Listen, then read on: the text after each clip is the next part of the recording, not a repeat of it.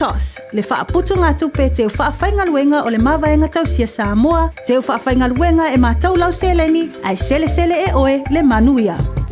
Beta Drive Doctors, i le taulanga whaatau I maangele, whaapea manrua, o le waainga o soosangase pe amana o mia, e whaatino e fo I matuipui pui o le whanau witi, o tuipui pui la COVID Sfuriva, mo I lātou e sfuluan tausanga malunga atu, whaapea matuipui pui o le furu, Ala au telefoni, 255-25-valu. Mo sauwa noe whaatino ai nei au nanga. O fisa whama I maangele I taftafane o le McDonald. A manrewa I taftafane o le Whaletusi po le Public Library.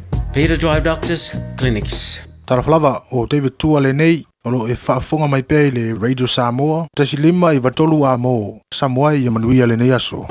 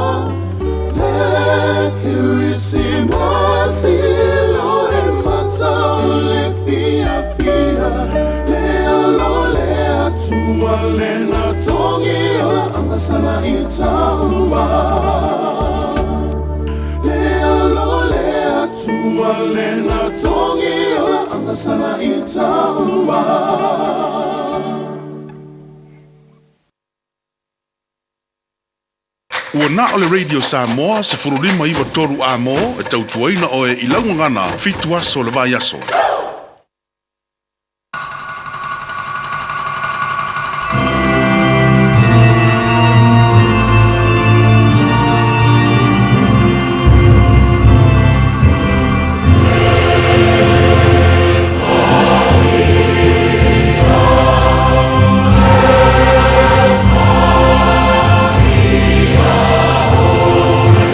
Yeah.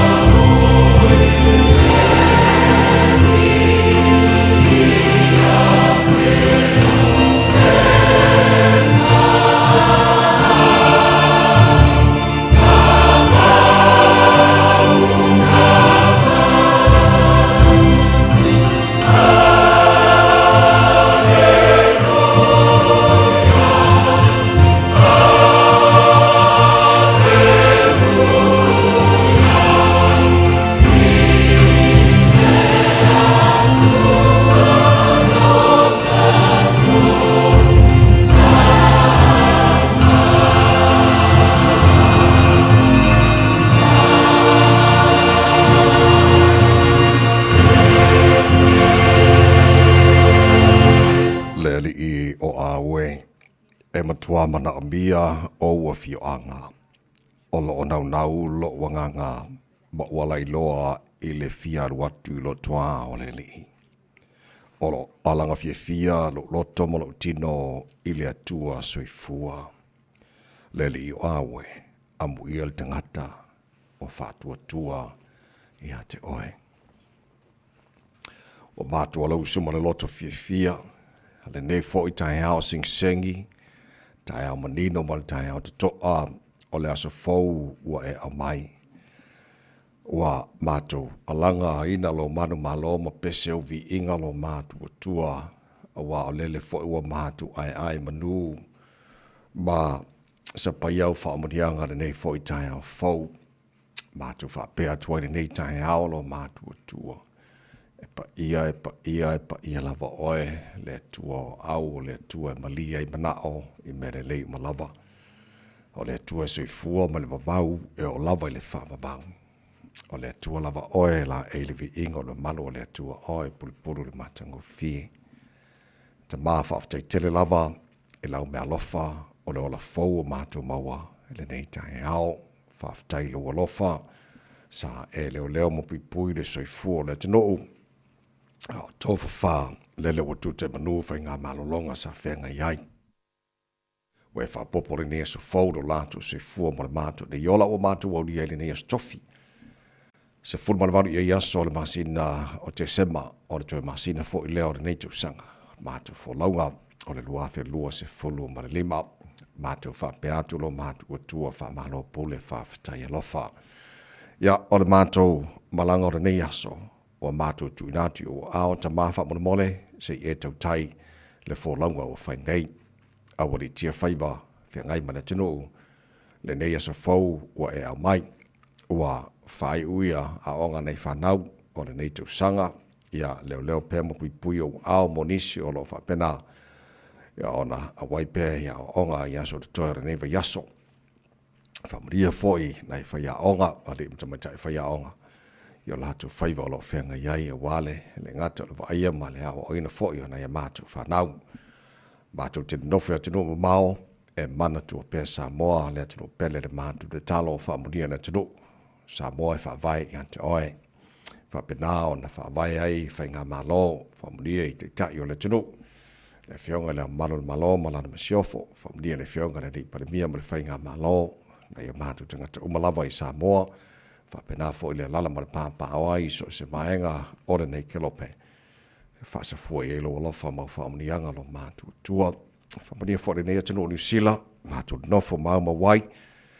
Ia whapena fo i atano oma ole nei lalolangi monisio a inga ua whia fo i malanga le whātua o ia, na maliupo le oti i le fo i tae ao ma le newa i teima le teusanga o mātua iai. Mātua talolo fi le mū mano ngang whamaise whamawhana whanai nai i la tau.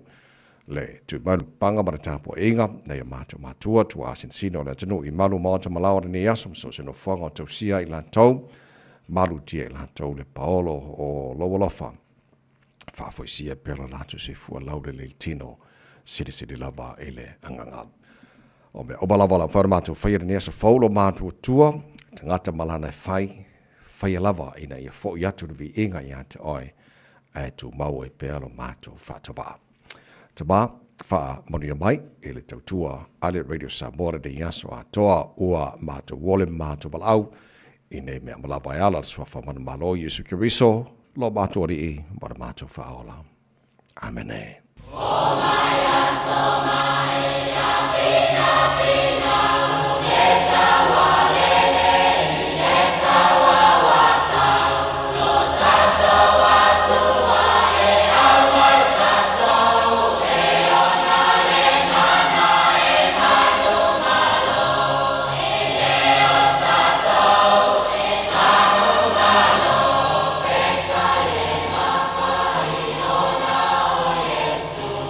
Olona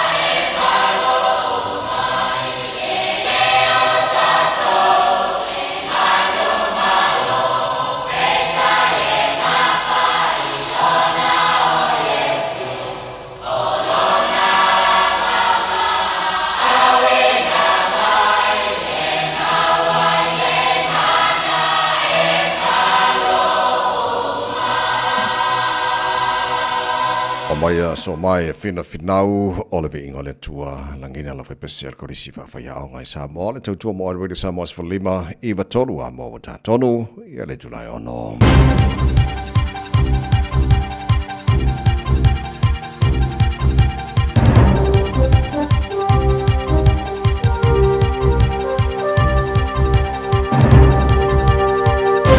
In this update, a view Jevon McSkimming's been given an exceptionally lenient sentence to avoid prison. The disgraced former Deputy Police Commissioner was given 9 months home detention yesterday for possessing objectionable material. Judge Tim Black began with a starting point of 3 years prison, with reductions for a guilty plea, remorse and significant rehabilitation efforts. Waikato University senior law lecturer Marie Brennan says home detention is relative luxury compared to prison. Yes, he could have been a potential target for violence in prison, but the prisons put the mechanisms in to safeguard him during his sentence. Expectations GDP will bounce back with the latest figures out today. Stats NZ is releasing the economic figures to the 3 months ending September later this morning. But the National Cyber Security Centre's latest data reveals there's been a surge in financial losses. Its incidents report for the 3 months ending September shows $12.4 million was lost through cyber attacks, more than twice the amount from last quarter. There were more than 1,200 incidents, with 110 triage for specialist support as they were of potential national significance. Lachlan Rennie has for operating officer of businesses having their email compromised with bad actors read payments to their bank account. He says malware is also becoming much more sophisticated and common amongst. A $3.4 million accounting blunder by Wellington City Council has left households facing surprise rates top-ups next year. In rates bills sent out in August and November saw ratepayers undercharged for the capitals by between $3 and $100 each. Commercial levy payers have been undercharged between $500 and $5,000. That's news. In sport, Alex Carey had the charge for Australia on day one of the third Ashes Test. The hosts are 326 for 8, led by their wicketkeeper batsman, who 106. Men's World Tennis number 1 Carlos Alcaraz is pays with his longtime coach Juan Carlos Ferrero. With Ferrero, who coached Alcaraz since he was 15 years old, Alcaraz has claimed 6 Grand Slam titles, 2 French Open crowns and 2 US Opens. Percent increase in prize money it will award to the 48 teams in next year's World Cup in the United States, Canada and Mexico. The tournament will receive exactly $50 million US, $86.4 million in our terms. That's sport. I'm Jodie Gill. Ua na ole Radio Samoa se furulima iwa toru a mo e tautuaina o e ilaungangana fitua so le vai aso. Mo wone tai ana o whātalofa, ma o whawheloa i fōi, whātulima, le amatele lava, ma le whāloalo Samoa na tenu pena hele pai hia ma malo lau whāwhonga ngara nei tai au sengi malo lava le soifua maruia whamalofo le tenu le wholau. Whātalofa swafa malo lo tātu ri whaolo Yusuke Riso, leo wa tātu maua i le nei aso, o le aso wa whai hele tua tātu te ori.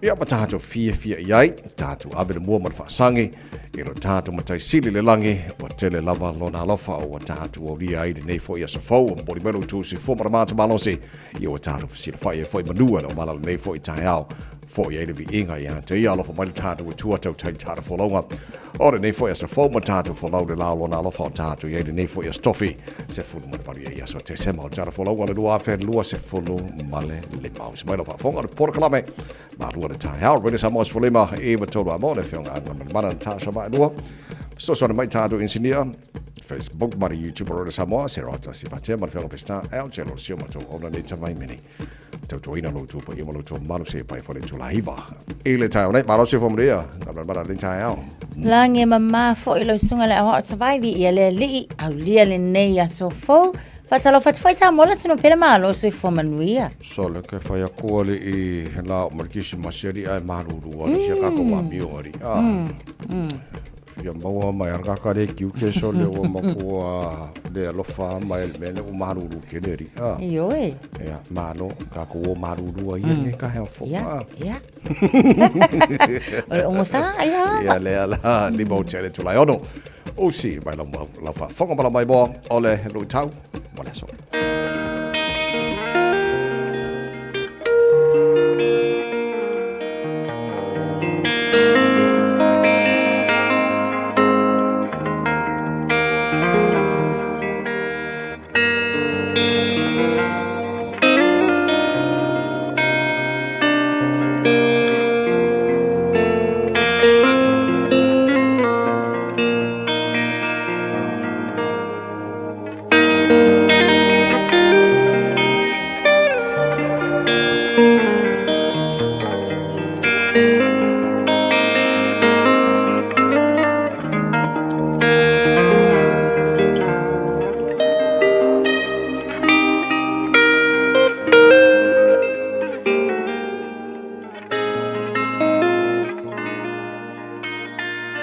Lui tau mō le aso. Mā koi mai sasai. 3 wise men from the east. Mā taio, mā tā upu e lua, a olona foi upu e lua. Ua whaapea mai. Po whea o iai le ua whanau mai, o le tupu o tangata i utaia. Awa ua mātou wa aia lona whetū i sasai. Ua mātou o mai, e ifo atu i a te ia. Mā koi mai sasai. The 3 wise men from the east. Whai mai le tala a mātaio. O le whetū pupula na taitaina mā koi e toa tolu. I pētele emma. O se sā ilinga na taitaina ele mana o le malama lama ma le anganga pa ia o le atua. Na tau nuu le lei mā koi i pētele emma. Ua ulu fale i le fale o manu. Ua ifo. Ua tāpuai i a Yesu. Ma momoli a la tau taulanga ma mea alofa. I le atua siri siri ese. O se sā ilinga ma mao. O se sā ilinga anu ese. A o se sā ilinga foi. Na tau nuu le lei pētele ema. Ma maua Yesu le pepe o le kerisimas. Sa moai. O le kerisimas. O se vai tau o sā ilinga. E lua sā ilinga o whaamatala mai e mātai o natusi. Mua mua. O le sā ilinga a makoi e toa toa. O se sā ma mau mai sa sae. Aina mawalelei. Yesu le pepe o le kirisimasi. Ua ifo ma tāpuai i a Yesu. O lona lua. O le sā ilinga he rota le tupu. O se sā ilinga ina ia fasi o tia ma faa umatia. O se sā ilinga na fau fau i le loto faa maua lunga, i le loto faa sausili, ma le loto ua leanga. Sā moai, o fea o nei sā ilinga, o e asa ina mō le kerisimas. Mā naia le tātou sā ili, pei o le sā ili a mākoi. Sā ili e ifo matāpuai. Ia maua le lei. Yesu le pepe o le kerisimas. E le anga le sā ili ngā he rota. E le i taunu. E le i maua le miti. E le i maua Yesu. Na oti he rota. Na te le i maua lava. Yesu le whaaola o le kerisimas. Ai ai le nei aso. Pe a e sā ili ia e pei o le au mā koi e tōtoro. Sa ili e taitaina e lea nganga o lea tua. Ia maua Yesu. Ma e ifo. Ma e tāpuai I lona mamalu. Ma lona siri ese. Ma naia le sa ilinga ma koi. Sa ili ina ia ifo ma tāpuai. I lea tua sili ese. Manuia le kerisimas. Tātou tataru. Lea tua pa iai. Aoa o maia Samoa. Ia sa ili e pei o makoi. E ifo, e tāpuai, ma ia maua le lei Yesu. Mō le wha mā ngaloina o a mātou angasala. Tātou ia malau fio I au mga luenga o le nei yaso.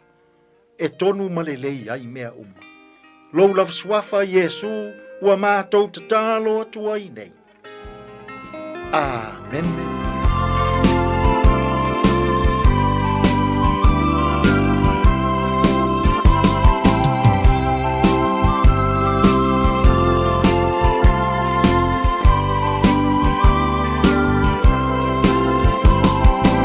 Ese ile lagi le amagelu baba ole lalo lagi ne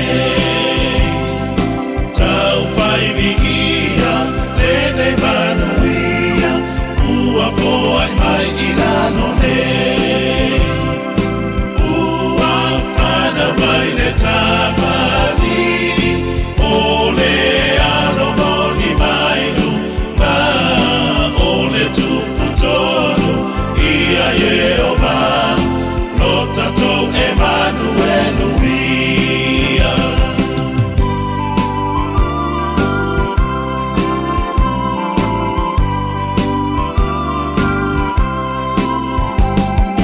Taua e Isaia, lona vausua whamanalu e ngā umana te whai.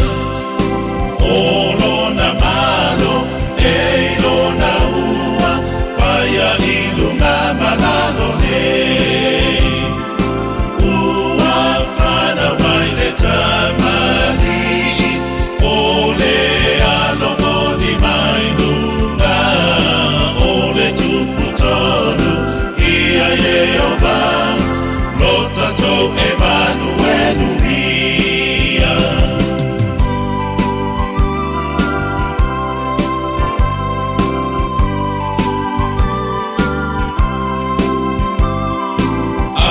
Ile langi taluana mua ole tama e whaamavau o ita tona whaia ele tua ua teuta mai le nutu mau ua whana wai le tamali ole alomoni mai lunga ole tupu tonu Ia Yehova, lota tau Emmanuel uia.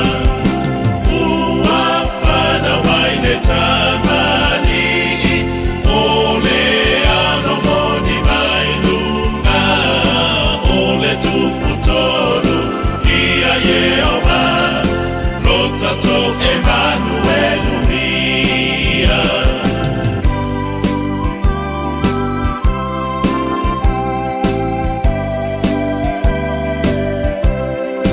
Pesele langi o pesengol Krismasi Billy Yeru ina wase fulu tolu mala afala wate anele tulai onole por klabe marol ta radio samos falima e batonu a moda minute ona fanga solo folio tar musika sui fei filo yo tai au fa fia oi iam fa marcia folio tenu lelo su tu manga wen o tai au fo tar por klabe reto ole ola te pena mai leso ya pasta la fa copa to quarter fitu le ta nei fa nam ta to marol tai fa nganga.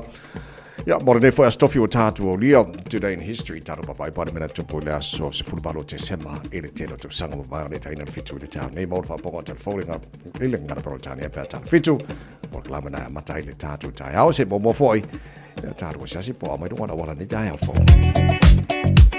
Good morning, Avita Avale. Tato ilunga ole awala taimile na yolo maita watu maana yele toafile mu mayole awala tele leo lo maita watu kilia lele tato traffic flow lele yelo yaifuise fa lave tauta avale o maita watu yaile nei time yol tayao ya manu ya tele lava Avita Avale le amatanga le nei fo ya so fo no was full 5 minute te aile tulayono. Eva mai pea I the radio kasi lima I vakolu amo.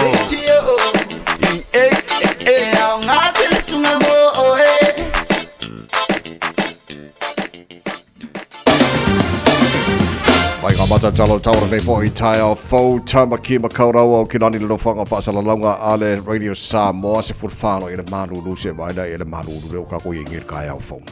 Ale la o balkirisimasi. Ea le lei ka ko o maruru I pea I le nei taia fo. Winga wha mawino le tau mora nei fo I aso. Mama I atua leo o malamala mo I fafo. Wha marumon mali taia au. Ai mana I le timo pa u. Ne whainga le taia au. O la whasolo ina awaoa pa u timo inisio taimi. Whasolo atu la wauri walangi le lei le tau yangi Maria Marsavili mai sauti si sifo.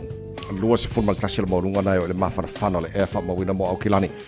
E le nei fo I aso tofi se fulu maleono I lona mawalalo taia au pe au lia. Whasolo na awawalang le lei tau telo baengo au kilani lua se futolu maurunga le vela wha mawina mo au kilani. E le aso a taia au na baenga yon tuatu le whasolo na awawalang le lei. Ia le asto nai lua su tasi o le mawhana whana le iei nei. Tusa malasto nai. Pe awa vai atu whainu mera le mai la mai tau. A sara whasol fwoi na awalang de leile tau, whapena fwoi na amtanga na nama so fau lang de leile asonga fua, pa o timu na so lua mara so lulu o yaso o luma nai atu. Wa au taltala I ate oe le poto ma le ata mai utu e le tua I la tau nei o le awa ai tau. O le la tau lea, taleni ma le mealo whana mai le tua la tau te sila fia le leiai. Ia le taimi o soa le la, ma le taimi ngoto le la, o le taimi pa ua le timu, ma le taimi langi le leiai, o le taimi marulu wai, ma le taimi mawhanawhanai. Ia a o le nā ua iei kako ngi ka heau. So tūlanga masani a whanga sola fo le tāra pokalame, e taia fo la mwhain tāra papali tūlanga o iei le tau tino isi vai ngā sila papena fo le tau samo, mani sa vai ngā ke lopele tau tua roi samo sfo lima I vatoru amo. E na o se furfitu lewa te ainei, ia le tūla e ono o pese ngā Christmas, ia tāra ina whawhiwhenga roi samo. E foi taia fo le tino anga I juta mangara wenga le taia fo. Kako luk fo le umar Christmas la mai, kako malo lo fa le dei. Ka le sia maunka me malo loa. Ni ia mfa manatu le mea lofa sila le tua ana ia Yesu Christian faola o tato uma. Le tino anga I juta mangara wenga le taia o, mo dia fai ne aso pese le mo. Manongi mai funga ola au. Ile angi sau ile vadea a o utoma fau manongi mai funga ola au ile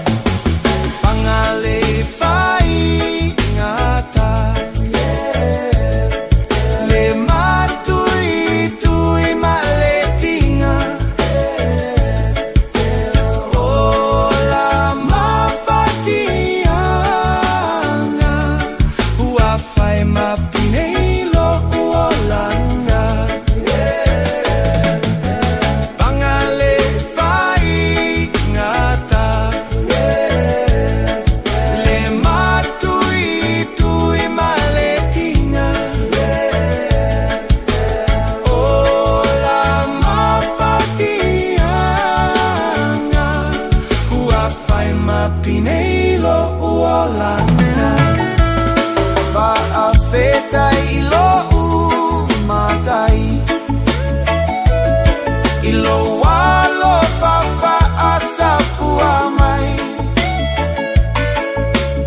olene iwa ola ai fa afeta iwa fa afetai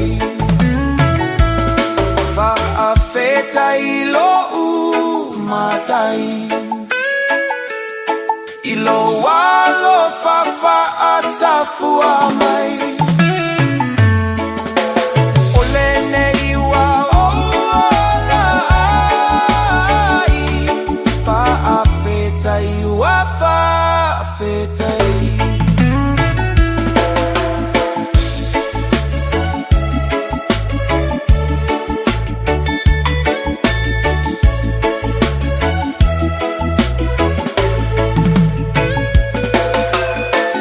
Sengol Christmas ole tai au ia lena ole bai tai mia le nei o pepese fo ia hale au pepese ia mo pese ngol Christmas fa mana tu tato o kafefe o mai fo ngi si jono tau sanga la to ia le ai wole vanga lu fo lu maka Christmas ia Christmas is more like more than a holiday.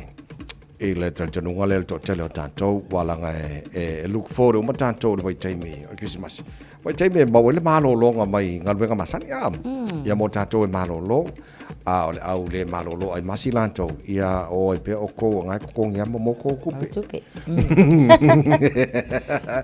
ai o le winga le telefone le ia le ma wele malo longa vai taimi Christmas ai le o le autuna o le Pala Christmas. Ia mal nei sisi no tātou iai o le tātou patipatia ma le anganga whawhetai.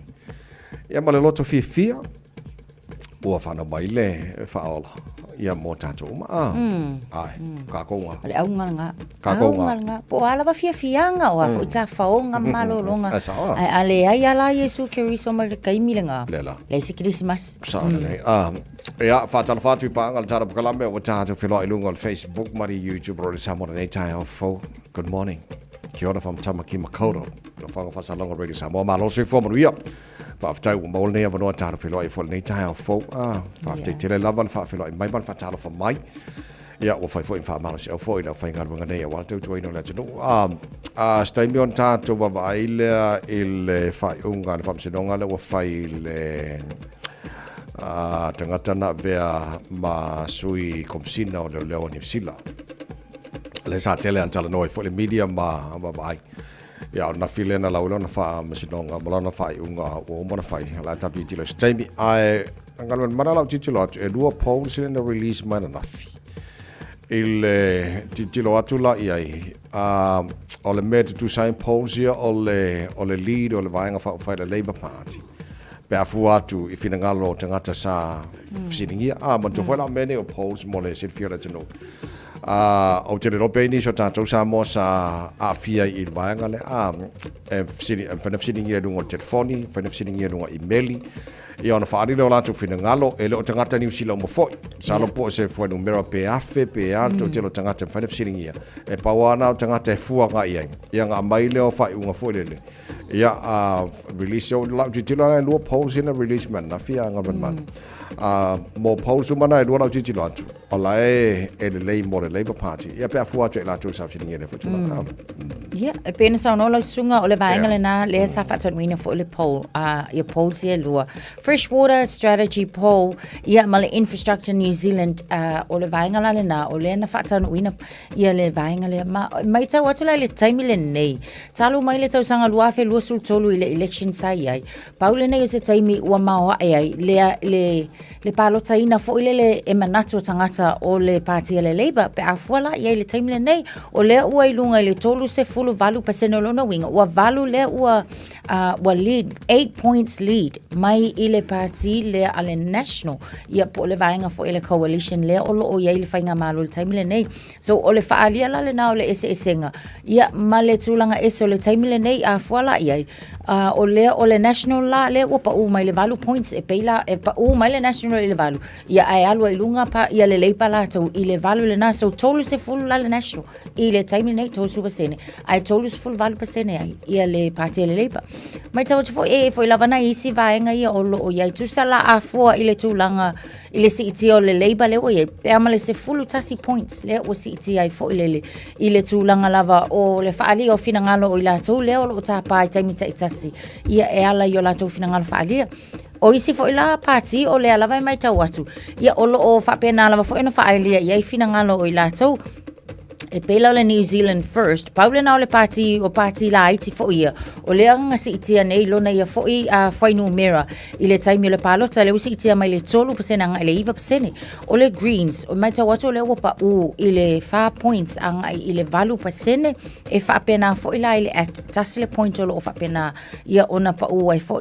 te party Māori whai asi se e tua si vaenga le na tasi le point anga i le 2% ona winga le alava lo mai tawatu whai asi tulanga mana ia mai foi o tulanga mai ale lei palato ia male faali awa o mata upolo sitting e palo tani o mata upula vatau i le fainga malo po fa pe i ona fa tau no wina ia lato folfolanga e mai se o le tau le soifuanga ma so se vaenga o lo ia tato ba no le time o le tele o si vaenga e masani no fantasi mal sitting ia boy party all of sitting ia boy e prefer a vea ma po tangata e langolango ina e ton polemi o le tunu so ila baba atula ile pole le lead mama le Labour Party by 8% so le fai fusi mama le leader Christopher Hipkins Chris Hipkins ole te tai le Labour Party fast food lima Christopher Laxino Palmira New Zealand le temile nei tolls for river ia on fa so ile nei vanga na so o nei mea na ona te fa na tu le tunu e na o nei tangata New Zealand South sitting ia ia o la tu fina ngaro na do fa dia mo nei time o le Paul Silion Tower o le aso fa finga palota New Zealand tau sang fo ia sa o le so tau sang fo la finga palota New Zealand la tau tilo but so far o le le support New Zealand mo le vanga fa le Labour Party mo nei time na por bang kan mana la tau tilo atu even though le lead mai le Labour Party pasene but atu fa tasi foi numero ma minor parties la tau te a form of a coalition government ele mo nu mela tonal parliament so pauna le bang foi le so e uala o le lead mai le finangalo tangata na sitting here ai atu fatasi foi numero seats por no foi tonal parliament ele foi na mo foi numero e form up is a coalition government pa fuanga ai fa si mo na tele support ia mo te party Māori ia ma Green Party ia ole is bo laveta pat ole no ole ta pena mo palo tel tau sang fo ia wa ia ni se tu fasili fo ile ma fo ia ole ale va enga ole le ile leiba but ole fa manatu mo tatu e ia taimi o lo fa tal no ai ia sweet e tasi o party e tasi fa alia ia la tau ia la ma anava tau ole o ta pena mo le tau sang fo policies ole mele lei level na mo tatu uma ina ia maua kai mi uma ia ona o tatu mauti no le ole senga ole taimi le nei ia mai se fo ile taimi ole lei pala tau pe afa apea ole afa la wilo mai la tau policies fo mo palo manua le tatu ia vanga leo whainga palota e iai ia swinga fōu le whainga palota le la i nei New Zealand pasi alona whaitaunga lon tolu i le asona nafi so e iai swinga fōu o leo wata tau e anga i mo whainga palota tau sang fōu whatita ingala o le tūlanga fōu le e le mawhai ona e toi le stala i le asona palota same day voter enrollment o pau hana vaanga no tip siringia i vaanga lea o le tula fon fo le pasi le no fai tanga lon tolu o le fai to e panota na to lai e fa pui o tele o no fona po mo tilo ma fo fau o le ya ta tau o tangata nu o le tulu ai le fai on fa le ono na even though o le to no fo fo le ai la wa tilo o pete no for pui pete no for tel malo po fela o oil tangata nu o le tunu e la wa ya tau na fa palota pala ki ki la ku le tulang ho fole the electoral amendments bill ma teu nga fole le fainga palota tu la fono fainga palota wa afia ila ia tangata ala to le falpipui ia o le tulanga le na lo iai tele lava fo inisio nai vaenga o lo iai lo na winga a fa pea e te finangalo i te palota e te tau ona e enroll 13 days before the election day ia o le isi fo ele mai tau atu ele ai ngi vaenga fo i to fatanga ina ni mea ai po ni mea inu i le no fanga i fatau nu i ngai palota ia e mai se la vaenga le tal no le sunga la yeah so o tu la fon fo na ma le swing of focus on the amendment bill o tu so o teu nga fo mo whainga palota ni usila a matala i le tausang fo tau no fo tala iai a matola tasile vanga telen whamanatu mo tatou i a rest tala mo whainga palota well ahead a le yo le aso le o whainga palota ia le lau pasi a mai le tau fo le whainga palota a New Zealand lo winga le ele fai le aso le kia la fai lo paloka le skala me fai ala palota pe ona iai mai tausang mo vai le lei o le sui tai komsina a le sa ia le sa molia ma fa ona fa masilong ona filena la ona fa yu a matana la fa unga tolu tau sanga tau e ona no fo a ile fa le pui ona le fa maonia la fo isolinga tu la fo no e pe ona molia e pe ta iane ia o le wa ma fai la fo ona ia inisio vaenga ona au nanga ai mai so le taimi o tula i mai le tofi o le na mana ia le fa msinonga le na la ona to e fa pa u ia le taimi o lona whaasalanga. Ma o lea la ua iai nei le sifulu valu o lea la ua whaasala home detention o longa na winga. Ia e mawhai au na nofo le whale fo i lea e tuli e le taimi o lona whaasalanga o lo iai nei. Sau noa nisi fo i mai se lava fo i Stasio Professor mai le University o Waikato. A whaapea le tūlanga lea o lona winga mai te fo i lele. Ia wa ele i whaapea o se tangata fo i lea tangata lau tele po seisi. O le a avea ma targets fo i lea i tutonu o le whale pui pui pe a whaapea o le tūlanga lena. Peitai, whaaftai o le ua laki mai la le lana sunga. Ona o nisi o tūlanga na utangia fo ia mana ia ele whaamsinonga wala ai. Ona pa u le taimi o lona whaasalanga. Pei ia wa le titolo atuna amata mai le babai le famasino ia Tim Black e le tolu sanga e farpui ai but o discounts ia po vainga foi le na tau le ai ia il taimi o fanga solon famsinonga fa te inga la o le guilty plea fa pena fo il vainga remorse po salamo mo se kama se pea yeah and significant rehabilitation efforts o vainga o mana na take into consideration al famasino ia po discounts ele taimi na ona pa ua ile mai le tolu sanga sa tau na local fan pui anga e le lua tau sanga pa lau titilo i le e tolo longa al famasinonga e te tonu lo le lua tau sanga alfa e le ungol tangata then on nam faile on titilo apply anga i le petar sanga na loia anga i le fasalanga le o le home detention ia o lo ngoinga la le na o anga discount sia le na ngalaki mai ai mafamne na i pa u mai tonto sanga sa ka ngo for pui na usia lo le ungal famsinonga a minor famsino sanga famale ai lo rino tau fo le ilalo lo sanga entitled lo le ala lana lo ye sanga more home detention rather than kuringa lo sanga tona fa pui e ba fo ngimbe famsinonga ri yo famsinonga ngal ngilalo lang e laki ai isi ai de laki isi hard luck isi vainga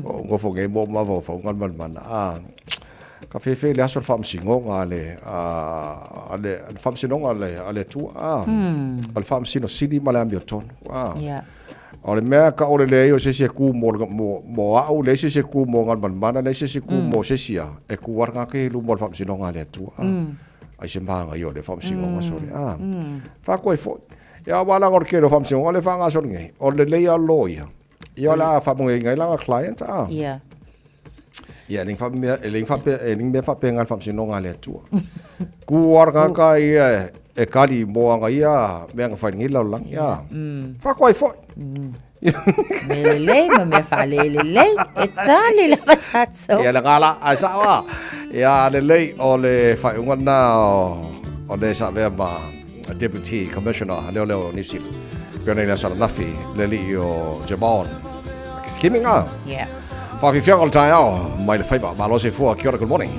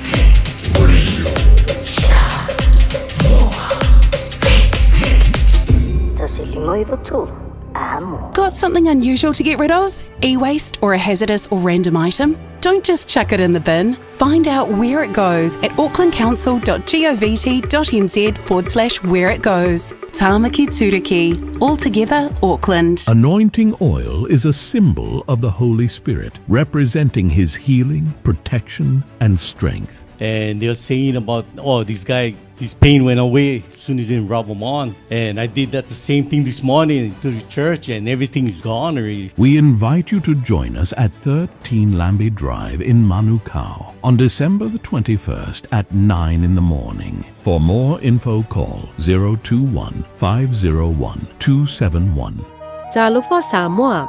E mawhaira sosoani atu Dr. Chen i ngasi o le maisoka, toto maulonga, ti ngā le tino, whapaui no pauna, maisela, mangyesa ma le kānesa. Maua tia whaamamai lo puta ma le paste mo nifotinga ma le whaamalongi no lo fofonga. Whapea product po o loha e sosoani e whaala ma le mole ma dark spots o fōlinga. Ua tele ungali ua mawala tō pepe o nar sosoani a Dr. Chen.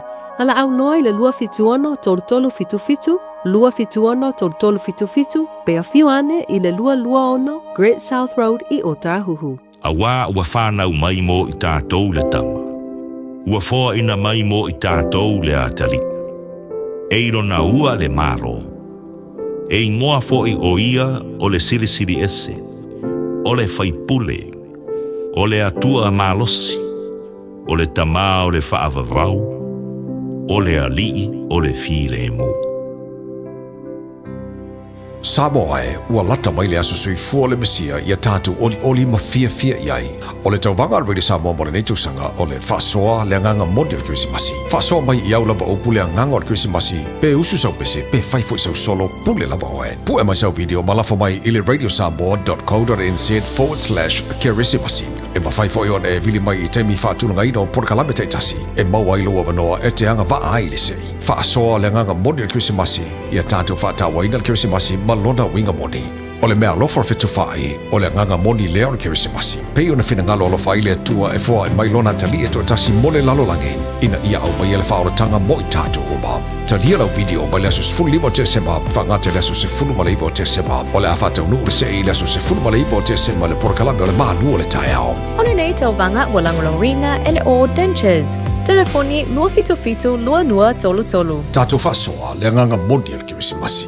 Ia manuia le Krisimasi mai le pulenga mana whaingaruenga a le Radio Samoa. O le Casa Beds and Appliances, o le tali o manaonga, i o loa e whaatotonga ilo mauta, ini tau le lei, toi anangata, e mawai moenga ngao si tutono New Zealand, whaapea se tino fōa le potumalo lo, laulau ai manafoa, TV, la au pese, usa aisa, masini tā lava, telefoni fe aveai, maisi. A fiu ane loa i le whawhituwha Great North Road o tau, po le tolo fituiva Great North Road i Henderson, le Casa Beds and Appliances, telefoni o valu se lau, lua, 5 o valu se lau, lua, 5 So se fulu malaiva mino jolo talo le tula e fitu e lo to mauna tu na tu le tātou porkalame a reto le ola tātou malo le tāwha ngangana na mo le fo se fo tātou o dia malo fa tele te no fa talo fa nisi fa fa fa tasi mali tātou porkalame nei tāiao tusa tase sauso Samoa fa tele fa talo fa mali nei tāiao tātou porkalame pang balaba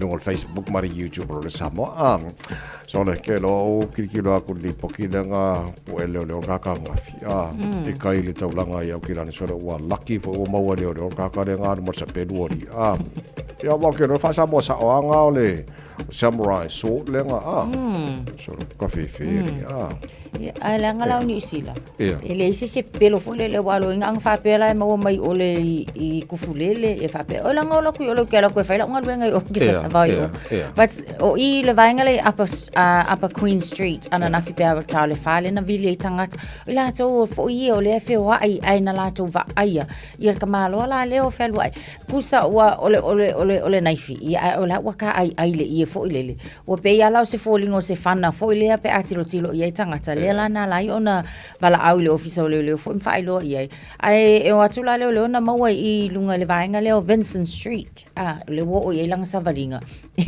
ma ola la valanta o fiele le ia ma avele ona o so se tangata la fa lo ai ma se upenga o le sol tu la fono la valena ile vai al tu la fono fo ile ia ai mai se o le lamti ai fo ia male e kau fa afefe I kanga ka feo ai pat o le tulang le ole fa mnat mo tatou o fe la va ka ko ke va ai se tangata mani tulang fa apea o le o ma ngai ke le fo ile va enga le na fa tau no ina ila tau na o la tau silafia ia ole longo ile leo a wa tatou te le mai lopo o fe o ile ma fa o le kangaka o fe lo wa ai male ile awar kele a sa le ol mena ton fine ol me ol ngala tala no fine wala kile ma venga mo leo ia wa tele lo penga fo ke wo se pasi ia pe po lo le train ia po ferry ia nga fine fo le fa ai no le fo so le se kwa le mga mia ka ko ngi men ngi pe kan mo ki si masu ka ko wanga ku I so ia fa fe kai ia le ma la ko le ngo mo ia nga ia fa ngo fo pe nga se la le fa ngo fo nga ngo fo nga malang sa peru wale alu o se manga fa vai lang sa peru ai pero wal ka ulang asele se fai fa de ia se le ngam fais fa wanga to se fo no fitu ala ka ko fa ki si masi Samoa Christmas in the Island Richard Parker mai alea so mo se tato li pote mo wala wala tu na to lo tato ma lo ta fa nga ga reto lo te pena mai pasta la fa ko po ne foi taia ala se fo yo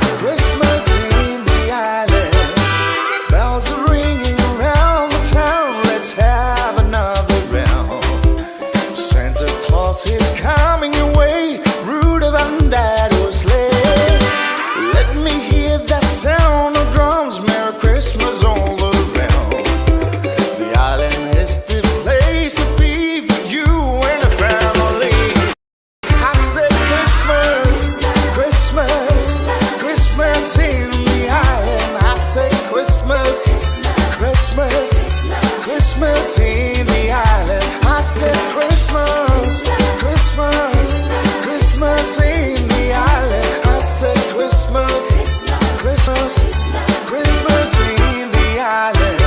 Welcome to the festive season in the island. Another year gone, time for family loving.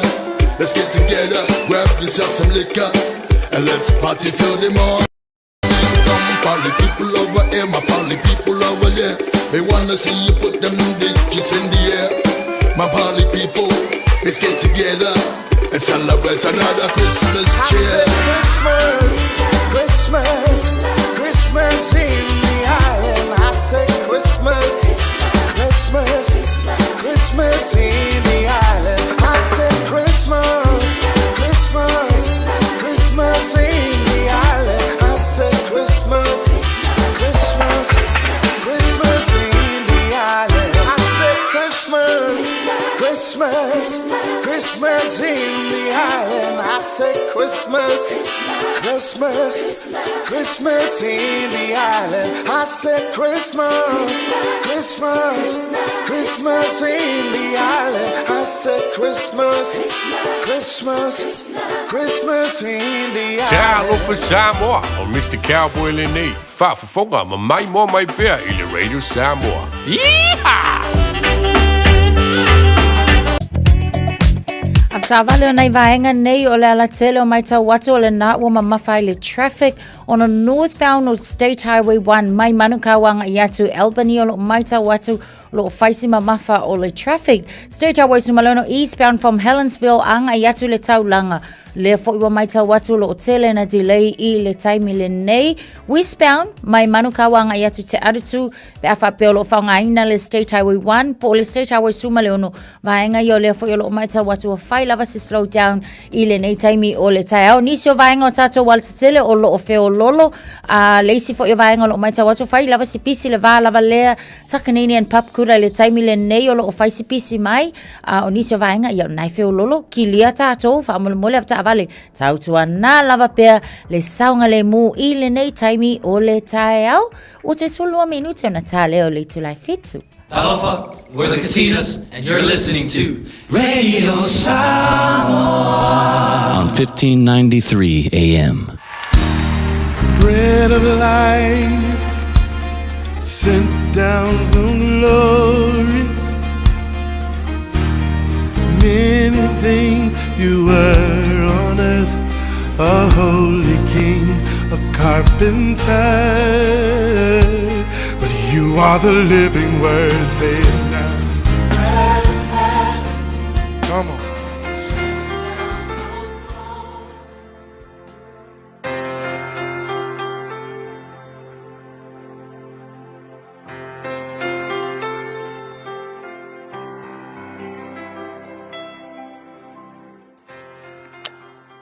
Au te whatalo whal tatu atunu o mai tatu porkalame o le a reto le ola I le aso le nei.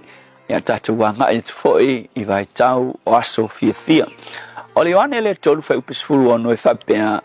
A wa ua whapea lava o na alofa mai o le tua I le lalulangi. Ua ia fawai mai ai lo na tali I to tasi. Ina ia le whano se tasi whaatua tua I te oi. O le tusi le whai ngoa ina le tele o le au kerisiano. O le whai tau wha misiona le whai tau le nei. O le whai tau o le mission le lea ngasau a Yesu e la veai le lalolangi. Ai o le mra upu mo o le aso le nei whapea. O le vai tau le nei. O le vai tau o le angang wai. O le season of giving. Nara winga, a su e se langona sili na tā ua o le nei vai tau e kau o ngā dominantinga langona o tangata. O le melea o le anganga fia wai. O le anganga fia whaamamulu aku se mea Mosesi. A wafoila, o le foai, o le ngai ngoinga le autu iai le finangalo le tua na mafuai o na ia au maia lo na tali e tua. Vai ko kasila tali o le tua. Ai le ai u le tua pe e o ia la ngai ko kas le ai na ia whaamamulu ina mai. Mana foai mai lo na tali e tua tasi. Mole lalolangi. Mole lalolangi ina ia le whano se tasi.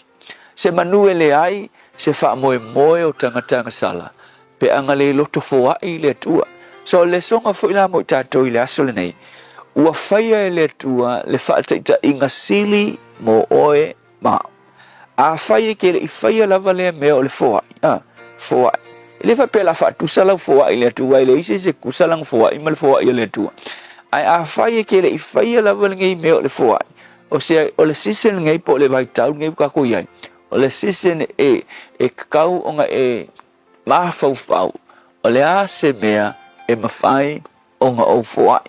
E tele ni stangata e makua umar kausanga. Ia pe ua umar kausanga. E le i kango ai foai singa mea i sisi. Tele tangata pawalo nga ia ngā kula. O le kau mawhai e maua mea. Takers, le sa whai fwoi katu mta upu le siasu. Tangata fwoi pawale me kikiro iai. O se me maua mai. Ai le ai ma se mawhau. Pe mawhai o nga ia foai se mea ma se tangata kiloa. So se tangata lawa whapenga. A e kau mawhai nga o mea e ke maua. Ai ke le foa. Me o ia oe. E o onga mea i ulima. Pio le tala fwoi lea. Tala fo ile le vai fo ile le tau le sami mate masani na fa longo fa matala tangata e alanga o onga le vai wa fo le vai e vai le soso le vai le sawa ma le ritana sawa ma fia mai kafe mai ale vai nga sawa fresh o ma vai nga le ritana ma vai ko e kau mai sau tiperia vai ke kele le sami le sawa ai o mai lo le sau sau rongo fo ile mele ka le sami mate wa o onga kele ma fuanga a o ngai ua le mawhai o nga koe release aku se mea nga pasi mai lunga vai o le mea whaila tupu ia te oe pe a whai ke le lo nga release se mea e o nga mea i ulima e ma mate nga ka o le sami mate e make mea ulima nga le ruakua le mea make laku le mea make le ai ma se mea ola nga o mea make ke maua si tulou pe a whai o oe o se tangata le kai ngai fwai ale upula nei mo oe a fai tele fo ia se mer kausanga ngai se kupe se ofu se mea va ai lo tua oi va ai se lo fal fainga pe o le o fai se mea lo fa le a se tanga talo ile tu va tu lo ma fo ma fai o nga e fai mea lo fa ele fa pela e lo fai mea lo fa tanga mo sa mo ki lim fai ngai fai ai va ai se tanga va tu ile tu ia te oi po se ainga e ki a lo fa ia ma e release ia se mea kusa lava pele lava lau faso kang e pura site se mea e ke fai mea lo fai e fa tai i le langona o le vai tau le nei na foa i mai le tu na halo mo tato tanga sala le tua tai ita inga le lei wa e fai season of giving o le vai tau o le foa matu te langona matu te foa i foi mo matu a inga o uso seisi lava mo bia le fesosoan Faman we ono oisu. Amen.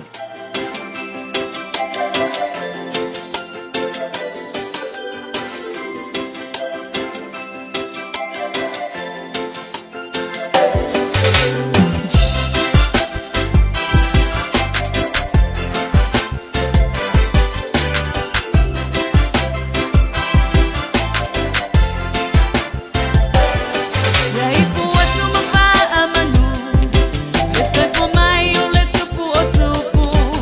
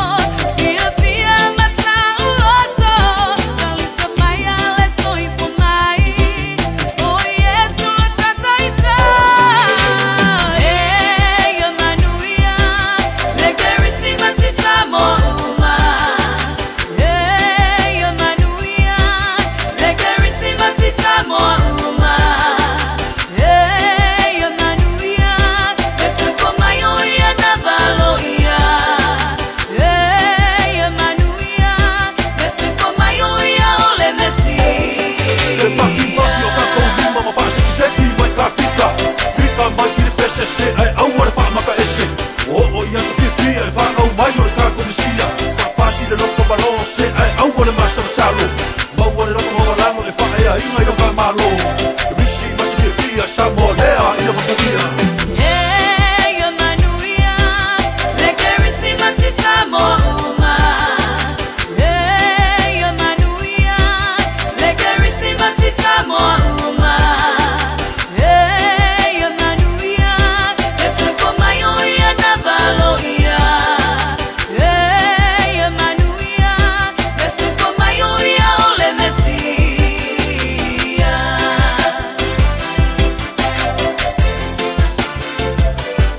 Christina Sipaya ya manuia lekere se masi Samoa na woto tolu mino tolo tolo talo le tu live fit tolo so se fulu malabalo te sema wani mena tupu nei aso tau sanga o mamae Le sole tausanga tasi ono whalua o le lua i taimi le nei ia na tūlau ele ai Able Tasman i le vaenga lea i whare wharangi Bay i le pito i lunga o le South Island ia maoi nā fōi ia na whapenai o na wheiloa i ai mō le taimi mua ia matangata anu upo o tangata Māori i le tausanga tasi iwa ono whaalau i loa ai ia pe whaai loa ai fōi le ata lea tautaua e tāua o le The Pink Panther tausanga lua awhi maleiva ia o le isi fōi ata mana ia fōi sa whapena ia ona whaalau i loa i tasono Amerika mō le taimi mua le Avatar nisi nā o mea na tupule nei asme tausanga wa mawai Radio Samoa, tasilima iwa tonu amo. Are you and your whānau fully immunised against measles? Measles is serious. It spreads fast and can cause severe illness. Your best protection is 2 doses of the measles vaccine. So, now's the time to check if you and your whānau have received both doses. If you haven't, it's not too late to catch up. Book your immunisation today. It's free for most people. Find out more at info.health.nz/measles. Tato te mana na o umalawa ia sa o le whainga o loa tau whaonga. Ia mana tua, tau whaonga o loa umatasi, lua malilima e puipui ai le tātou pāneta. Whaonga sa o loa tau whaonga. O le nā wai o lima, sa eliane i Auckland Council Recyclables, Tāmaki, Tūriki, All Together, Auckland. Mo tupe whamomoli Samoa, mana tua loa le Pacific Easy. Oro whaua pe le tātou whapitoa nao le 5 tala tongi pe ai whaunga ina le Pacific Easy app. E whatino ai au tupe whamomoli mai lau telefoni wheme ai. O loa wano fo le tātou direct transfer, ti posi mai e lau tupe le tātou account, ma whamoni e na fasiri lunga o telefoni. Ma whatino la foina o lau tupe ai inga whapitoa. Ora tongi no pidio le pai, mo li, teo ngā tupe so se whale tupe Samoa, pe to tongi no ngā tupe e le nupi wha Samoa House Corporation, o le Samoa Land, ma so se au tanga Samoa, o lopa whai o na whatino uma ili tātou au nanga o le Easy Pay. Mana tua o whaso ponia so se vaenga ni usila yo tātou lala, o lo avanofo yo tātou ofise tolu yo Tara o Tāhuhu mamangele. Me wha ngā le Pacific Easy app po le direct transfer, me wha sawa ilo teimi, ai sini o na wha sawa inau tupe ua taunga tāle benisini. Mō nisi o whamtalanga bala au le o varu se lau o tasi ono, po numera masani au kilani o le lua fitu ono fitu iwa fitu wha, ma le lua fitu ono fitu iwa valu wha. Pacific Easy o la baanga mo tupe whamomoli Samoa. Beta Drive Doctors i le taulanga whaatau i mangele, whaapea manrua, mo le vaenga o sosingasngase pe amana o mia. E whaatino e fo i matuipui o le whana witi, o tuipui le COVID sfuluiva, mo i lātou e sfuluan tausanga malunga atu. Whaapea matuipui o le flu, wala au telefoni, 255-25 mo sauwa no e whaatino ai nei au nanga. O fisa whama i mangele i taftafane o le McDonald. Amanrewa e taftafane o le Faletusi po le Public Library. Beta Drive Doctors Clinics. Le Seabreeze Resort Samoa. O se fululua tausanga so'o o filfilia me fale talima lota i mua. O se whapitoa winga eselene mo le alfa alongolonga le Radio Samoa. E luas fulu pasene pa upe a whaiete no fomo asre lima ma o vatu. Luas fulu pasene. Susu mai te mole mawina le matanga o fie ma le aulele o le Seabreeze Resort Samoa. I le afio anga o aufanga. E iaia inga whapitoa. Whafso tai mai le fitu wha valuono whatolu. Fitu wha valuono whatolu.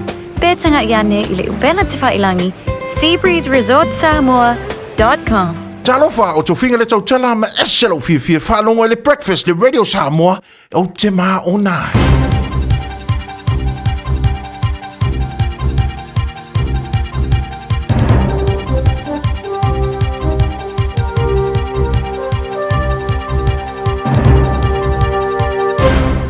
In this update, calls for a public inquiry into the police over the Jevon McSkimming scandal to build back public trust. The disgraced former Deputy Police Commissioner is facing 9 months home detention for possessing objectionable material. Waikato University's Anna-Marie Brennan says the Independent Police Authority's investigation was good, but a public inquiry would uncover more. They have wider powers to conduct audits more regularly into corruption and ensuring as well that there are effective remedies for harm doing by our police officers. Expectations. The GDP will bounce back with the latest figures out today. Stats NZ is releasing the economic figures to the 3 months ending September later this morning. A report into 6 Northland youth who committed suicide shows they all walked a very similar difficult path. A coronial inquest was held in November last year looking into the deaths after a suicide cluster was identified in 2018 and 2020. Coroner Tanya Tetitaha's report shows all 6 were self-harming and known to many agencies, one youth working with up to 17 agencies. Open Justice reporter Shannon Pittman says it recommends a single care pathway to filter information from agencies and to work with the youth and whānau. 2 people have been airlifted to hospital following a shooting in Gore. Police ambulance, multiple helicopters were called to an incident involving a firearm discharge on Aparima Street around 8 p.m. last night. New Zealand First Leader Winston Peters has capped off the year, firing a barrage towards the opposition. Parliament's wrapped up for 25 with party leaders having their final say. Peters says the left is in crisis because of recent turmoil into Pāti Māori. I spoke in this house the very first speech and said I wasn't joking. In fact, this is what I said. Let me quote. I know a bunch when I see them. That's news. In sport, the op of cricket's Snicko technology has admitted an error likely cost England the wicket in Adelaide. Uncertainty about how the pitch for the third in day, New Zealand captain Tom Latham initially did a turning surface given the solitary plunk shield match hosted by the Bay Oval saw spin has freshened the block, leaving Latham to decide whether to spin bowler Ajaz Patel or to debut pace bowler Christian Clark. FIFA's announced a 50% increase in prize money it will award to the 48 teams at next year's World Cup in the United States, Canada and Mexico. That's sport. I'm Jodie Gill. Ua na ole Radio Samoa se furulima iwa toru a mo e tautuaina o e ilaungana fitua so le vai aso.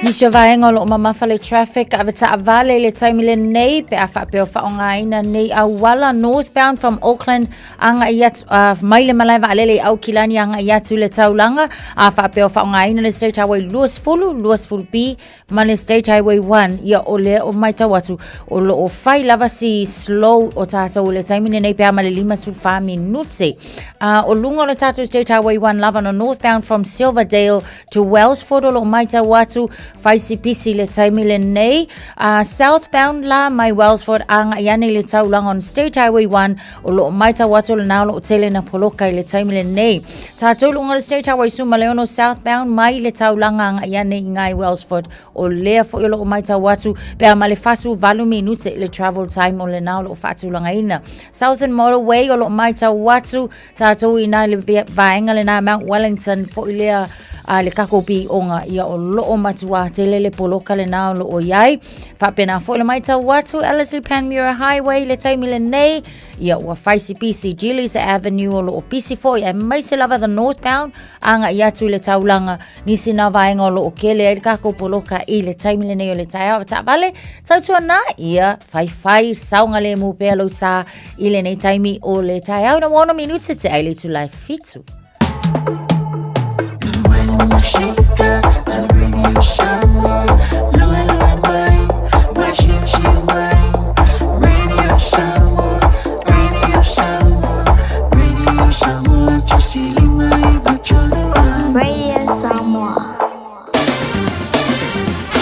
Malolava se fo maria le tino fa te foi lau mai mama lau fa fonga de nei foi vai ngole tai au fo vai ngala tamai nei le talo le taula ta jo amata mai sa mo nei vai ngole tai au lo se fu lo le ma fa na le e sa mo o te ale fitu sa mo va tole mane melangi le tau sa mo e le nei taimi o le tai au wingo le tau I sa mo le so na langi le tau I vai ngole sa mo pa o le timo pa o timo le so tolu se fulu degree Celsius on mo runga yo ile vela le e sa mo ele nei foi stofi lo se fulma lima e lona mo lalo fa te fitio taro tala me samo ole nei foi va yaso ole tara balu ele tai on nei ya fa tara fatu pa o malava tanto maru le tai already samo mai mai on Facebook mai YouTube ole samo e le ngate samo fa pena foi America samo ba lo lava ia le se fu amruia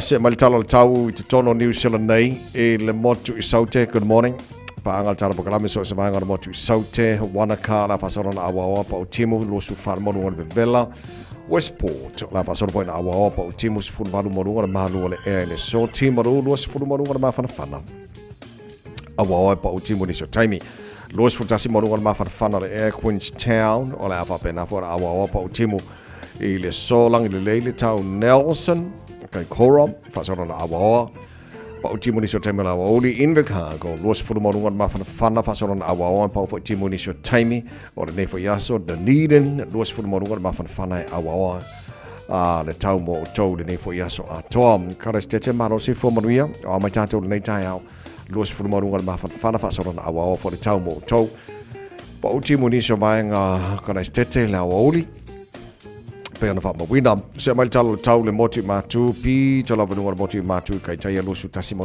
ma fana fasona awa pa o timu ni so taimi le sole la mo Wellington good morning pa ngal tara pa me la mo ma lo si fo mo yes fru ivan mo ngona ma lo e awa le tau fasona pa o timu lang le fo ni so taimi le so te lo banga e tau ranga lang le tau lo su toru le mo ngona vela tau po lang le fo le tau fru ivan mo ngona ma lo e a ro torua langi de lady tau mo to le so lo sfulu mo lunga ma fana Palmerston North sfulu iva mo lunga ma no le e fa so na awa pa timu ni so taimi langi de lei e ni so taimi le so New Plymouth awa pa timu ni so taimi lo sfulu mo lunga ma fana le so lo sfulu mo lunga le vela le e Napier langi de lei le tau e le fo yaso Masterton lo sfulu mo lunga ma fana awa pa timu ni so taimi langi de lei le fia na nei le ben lo sfulu mo lunga ma fana fa so na awa pa timu ni so taimi langi de lei fo le awa oli e le va tu Hastings lo sfulu fa mo lunga le vela langi de lei tau de fo yaso Gisborne lo sfulu mo lunga ma fana langi de lei tau kirikiri do Hamilton ma lo se fo mo nei tai awa pa timu ni so taimi lo su tasi mo lunga ma fana le fa mo ina mo tau e le fo yaso tamaki makauro au kilani no fanga fa salonga radio Samoa sfulu no lo yai el malu do le e le vanga le tai ma va tu lo mana ya lo fa so mai na langi de lei ma le tau de vanga le tai fo wingo tau le so tu mau na awa pa o timu ni so taimi langi de lei fo ini so taimi le so lo tasi al mau ngana o ma fana le e mo o kilani nei fo yaso tai pe au lia fa so na awa langi de lei tau tele vainga o kilani lo so tolu mo ngana de vela fa mo wina mo o kilani tai au wingo on tu atu awa langi de lei sto na e fa pena ho langi de lei sa ma so fu pa o timu na so lo ma so lo va yaso lo ma na ya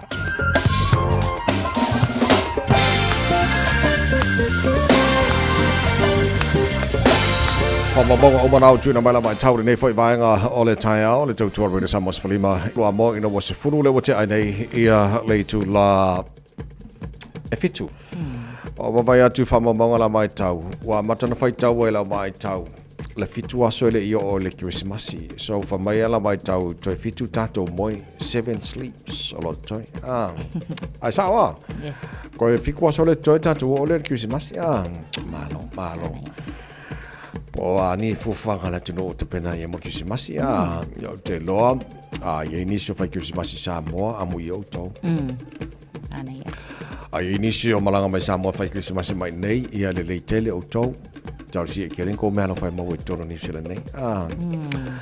Ya o e mafo ila fai papa ki or kisi masi. So lo kwa ma ke len nga fo nga sore. Nga pa war me ra ko ki da ku ngal mal mana pe ko ka e ari mi je fai papa ki or. O kisi masi ri pe ya. Sa ole le. Sa wa. Fai skonka. Skonka. Yeah. So or ba nga na la uti la tu yai the cost wa la ki kiro li poti le Radio New Zealand. Or the headline or the cost of a Christmas meal just turning the barbecue on gets expensive. La no winga ti lo tu la yai. Afa pe fa barbecue. Tong ta te le tau o mi la o ano man fasi a. Yo e. Fai stonga tari tai mile nei pe fo la vai ai. Ya ai e fai fo ila ba. Ya wai le fa pe foi. A wa a fo ia i le fa tu sanga. Mai ai tau sanga o ma vai se yo a fo la ia le se fulu lo pasene. Le o si ti ai nei le tau ngata ku so si tanga na mal ma wolunga na le o ye. O lo no winga pe fo tau sanga ta siva valuiva. O la sa manga ia la vale ka ngofi o sia ka ko amiu. Pato le taimi la le nei. Ia o kele alfia fai papa ki ia o foi ke ia ata vai. A ka un kala le mai pa ko mo papa ki ma ko mo. Ka mo le ba. Ia wa a fo le tau fo yo le pe a fo la vai ai. Pe o ko le kolu se lau tala. Alu lunga le kolu se lau valu se fulu tala. Pe a fo la vala le singa ma moe. Foi le fata tau fo yo le tala o le olo au mai mo tata o le nei vai tau. Longa wi angu sa fo le ngai ma mo o ka. So le a fa pe o le o fa mai le vai nga le si fia le tau o se fu nga nei taimi a masala tatu ano man fasile fa nga mo barbecue. O le la kirkiro la ka ko ka ngo fie a fa pe fo la ka ngo fie le fa ku mo ai so le ka ma le nga so le ba ai wa ma e kere nga barbecue wala war pa ko mo mar fa ko mo ia ai vai ma vai mo ia o ka ngo fie fo ma vai o mo a mai o atai vai o vai ai supermarkets foi ngali e fa trailer le vai ai yo le mo ese mai le thighs ese mai le drumstick o le vai foi ngali le mo o akale ma fa pe vai le ma kwa i poko al palangi e vai fa supo fia ke le la ka manga fa supo le vai la o ka cosa munta ai ngale fa yakia ki me kia ya ole mai tau watu ya pat o me fo ia mo le kau ma fai inga ia ma o se Christmas fia o le kele o le lau walo fa kele la ma le lang me maka ya ya mo ka ko io se emel pa ko mo wa ku lang me maka ya ona nga vai awale alo mau ka ko malang me maka fa mon o se me le tele a me sa ka me o green salad io sa laki vo ie la au akama ngar ba fa tai lo sunga le awa o le wa e fa mai yo le me green salad if I yaku fo lang me maka fa me fang me maka wo ya le ole atamai o fa so de ne vai tai mi o tatu yai o tasi no vaenga o mana tu pe na na tua yo au tafa ona na ina ia awane i palalun pa ki ka ko tulo ni vai ka ki smasia ai me no palalun pa ka ku ke ya buang se me pa se me magongi foi bangi me inga so ko fai for pa ki ya ai de le ya mata mai fa so de ya se me ve se tato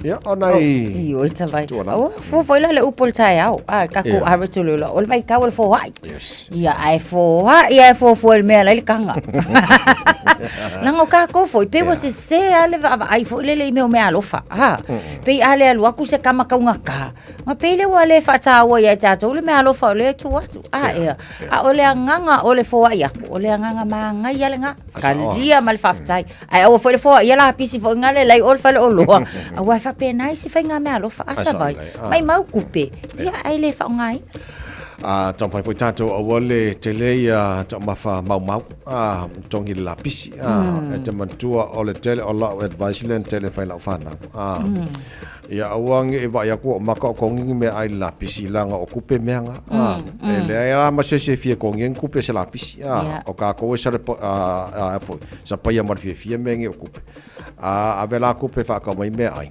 ai mai me ai ba ko ngisi vai ngo me ai le lapis e o kupe o manga wo lapis so o fa mana tu tau fo na mo tanto spend ale tupe ile me la e mana mi mo le ai nga mo nei tin spend ia ma fa ngal tupe mo me la mana mi ia ai le o afo i ele o tulanga fo le o spend what you need. Yeah. Not you want. Mm. Ole se senga na. Tu sa fa tau ma spend lau tu pe le me la mana mia. Enga le me la sidi mo mia la a fa le me ai de le. E ai le ole alu o fa ka lo wala ngal me ngel manga. O so le. So ke fa kon kilo kwa le ile la mai le fa ka mat. Ole me la mana o ye. Ya wal ko marka o le. Ole pidio le modi male marker fongi na ko. Fa ko fo. Ia mo matou ia mo ma ko ia ka fa so se leni a o ko ia nga ke de al fa so nga e ma fa ma thick la wallet alu ia adu ma ko ai awangi o va ko e ku mo o de buni se ka e ke malo a o ki ro fa la ka so so mo o de buni eu fa de ko culpa que ka ko wa o pala lu e na mas ka ko ki ma ga ta ya manga ia fa skalamu fa mo kau scramble egg ya nga pesca skala mo fa mo ka ya wa o ke na ka me manga yo ma ko ka ko kala me mo ngi ka mane so le ke no le me manga ya o le menge yo pepa sia mai sa mo so le ka mo frozen popo so le o ke fa ya ku la le manga ya okay, lo inga wala nga mao masera faile la fo ile fasalunga ale fo le taro market I taro fa tau o taro sole pepa e sila voi vai ala vine mar vai nga I o taro sole le ma nga pepa e sia e ke man ko fo la kasi le ma ke le mo ka ko fa tau o lo ye ma samo Carlo pepa e si ke le lo samo le ni or ka ko so nga mo na fa ko nga samo ia le le mar economy ka ko samo le ngala vai la manga ia kong ka papa kiu pepes ai nga awol papa kiu wal pepes ai per supposi fa mo per supposi fa mo ya ma ko ma pepes fa nga fa supposi fa kokoesi ia vai manga ia nga ai ka ma ki si masia nga ia na ia le ya vai ska ko ki ma ngai ngal tai au o se mele le tele to le mo ma fa ngal ngor ka ya fa mo ya le man fa mo ya au le o mai ai ngo sa mo se ke visi masi fia ya na ayo especial que se tai au happy la se full mo le vo tere to life fit a mai especial que se masi pa pongo le tai lo proclama ngal Britannia think a minute Manuel Tayo de Samos Fulima de Toro Amo. Vamos a po. Yo. Ekiwisimasi. Iateo Samoa. Lo watulu umalela lonangi. Ole asau. Me alofa watsaunia. Lea upana umai. Oh Yesu le Mesia. Iamanuia. Ekiwisimasi. Iateo Samoa. Lo watulu umalela lonangi. Ole asau. Me alofa watsaunia. Lea upana umai. Oh Yesu le Mesia.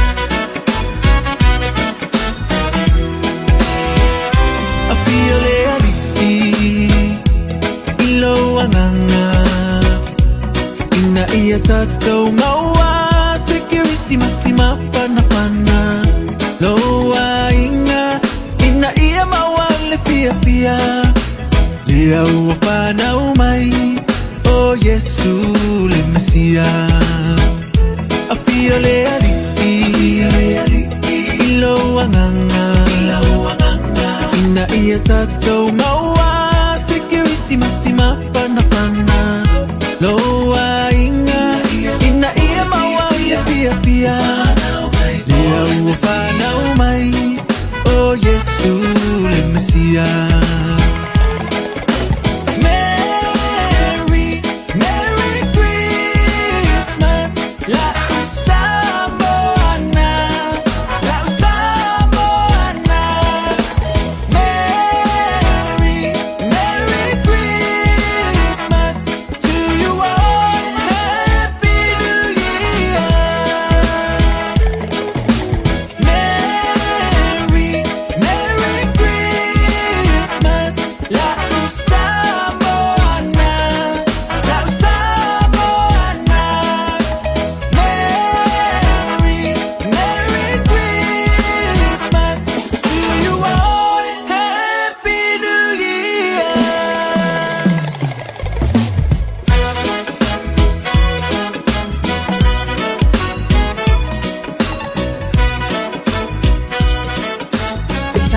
Lava, le si'u fofonga le neo Samoa, le Radio Samoa. Just think a minute. It could change everything.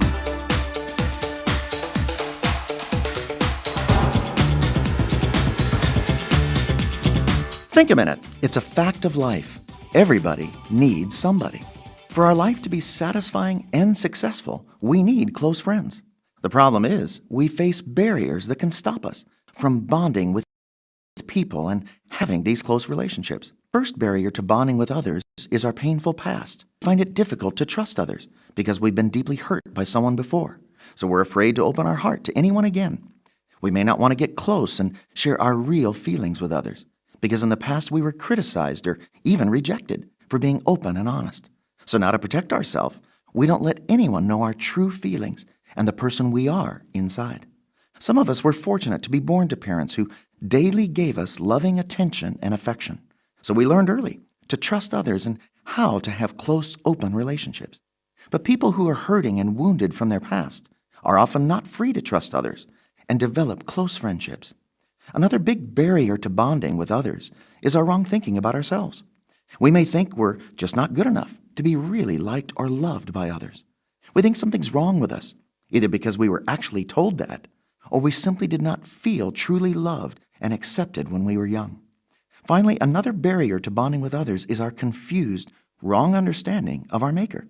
We don't believe that God really loves and accepts us just the way we are. Or we think that if we trust God and live His way, then He'll take away all our freedom and fun in life. But it's actually the opposite. God's done everything He can so we can enjoy living His right, satisfying way He created for us. You see, the boundaries He gives us are simply to protect us from getting hurt and destroying our own life. So if you've struggled to have really close relationships with your family or friends because of some past pain and hurts or wrong thinking about yourself, Jesus can start changing that today. If you just ask Him to take control of your life, He can start healing your past hurts and tearing down those barriers between you and those you really care about. Then you can finally have the life of real love He created you to enjoy. Just think a minute. If you'd like a free CD of our top 40 programs, write to us on the internet at www.thinkaminute.com and catch us tomorrow at this same time when we stop and think a minute.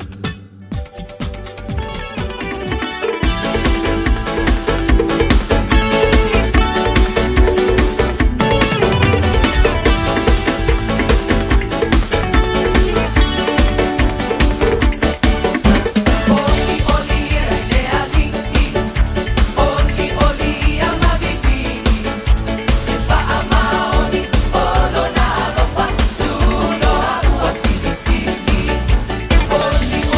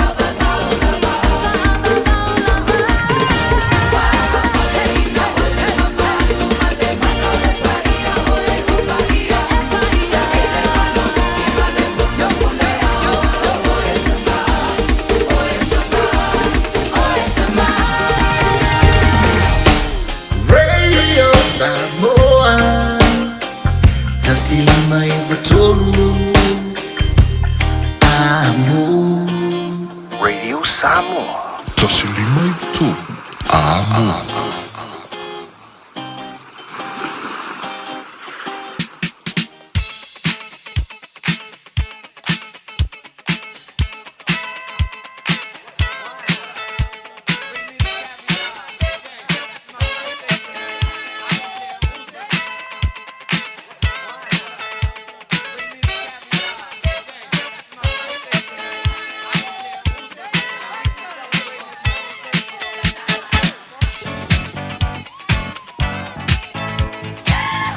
Afatono le July Festival time your family as fan already some more than for years so toffee se full bar years so se mal tara follow what they for to sanga matala te phone pe am phone fa ngai na mo le se family nga mo se tase famana to na so fan out so tolu fitu tase lima e ba tolu mo for never know e le tato email on air at radiosamoa.co.nz avano for il tato Facebook mari YouTube already some pule o po fe vanga na va beno mai la family nga as fan out ne ta pe ta yang le no Facebook ya le le la ta mata tu le vaenga le na fa manuanga la le nei mai ya tuli taliulu fa manuia tu la se soifua o le afionga a tua utu sia osi ta vete mai manukau malauli ya manuia tele lo wa se soifua le so tele nei tausanga fa aftaile tua ilana tausi o Iliona tausinga, ilo wola, male malosi ia wha manuia le atua I fe au mangaluenga o le neaso alo wha anga nā o tua I le vau matuli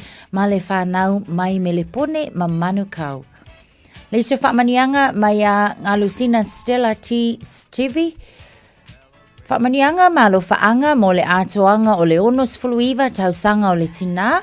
Ia fale pau si TV Ropati Avondale au Kilani I le aso. Mi ia le tausinga alo fale atua mo o e le tina. Alo faanga mai a mata afa risati ngalusina ai fasilisili mai a Frida, Richie, ma Pere 40 mai a Fenga. We love you mama, manu ia telelo wasa soifua.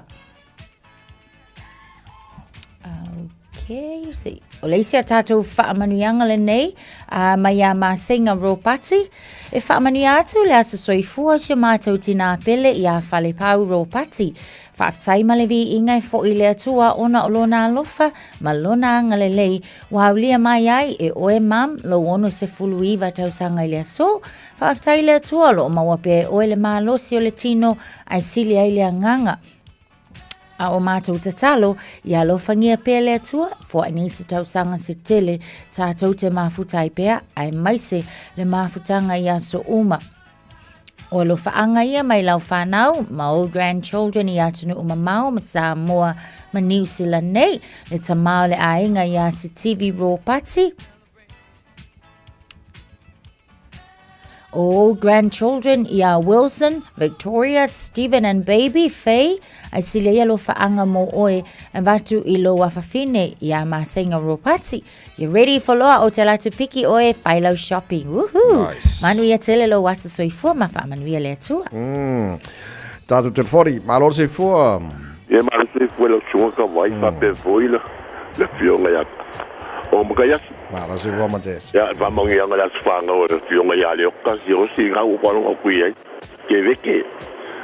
Kaile ko wauria mai lo soifua ya so anya ku le ko ko ki ke le bolo soifua wa ki ke pai ko ga ko ainga ya pa pe foi le kale si lo en lo ai mar kinga le pa pe foi be fale u ya mangi ke la lo was pa nga u si o le oka ke veke pa kasi le di mo ni ya se fu fang mo le en lo ai yo fa mang yang ai ba nge ya ma kaya si mai di ma pa no mo e mang yelo was pa nga pa ka kele la ka vai mang yelo nge ya so mang yelo si ba tai lava ma le fare nei tai au ya le lei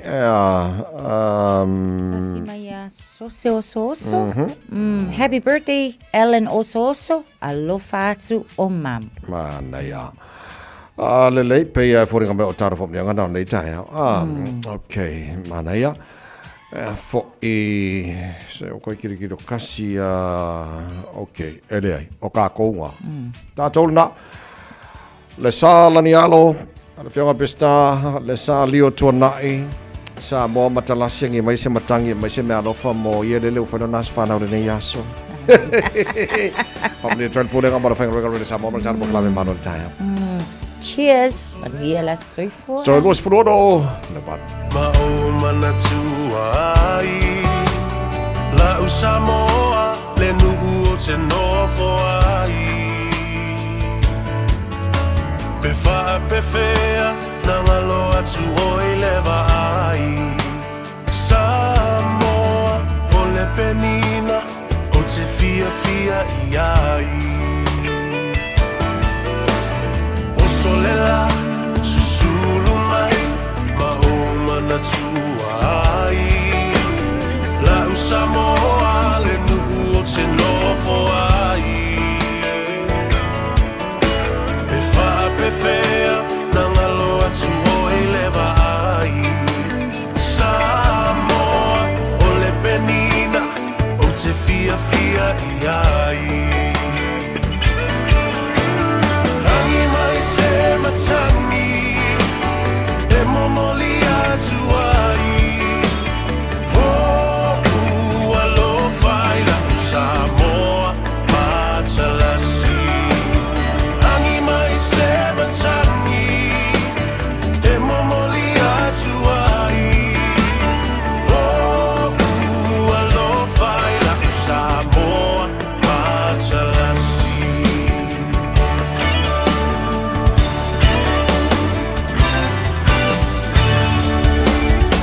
O aolelea fa asolo solo La foia o na paolo Lona sami i la pe asulungia ele masina Pe fa ape fea Nangalo atu oea imita Samoa ole penina ole vasa pasifika Tangi mai se matangi Se momoli atu ai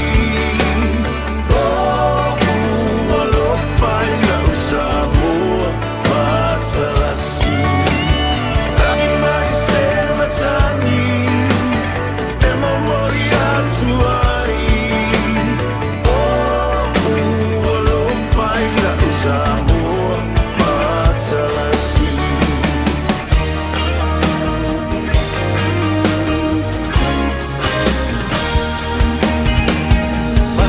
Fie pe a fi pe a sa vali Lona la lele ma folinga e whelanua i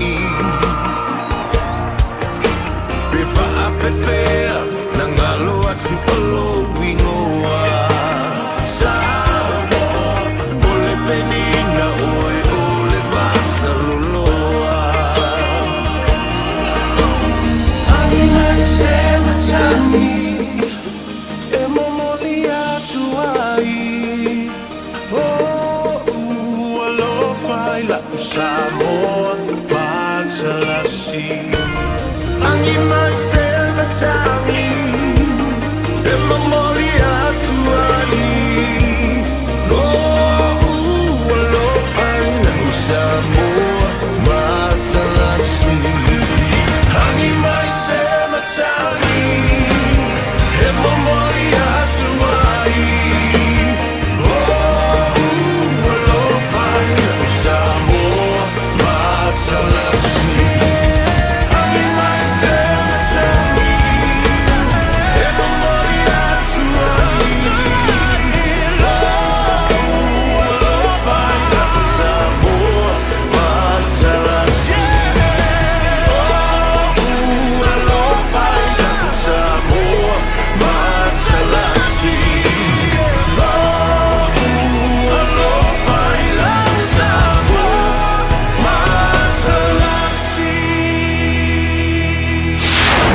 Sole, eva mali pese, malo fa fonga Samoa, malo fo ile va ile musika. Radio Samoa #1 New Zealand akoa. Sipso. Yeah.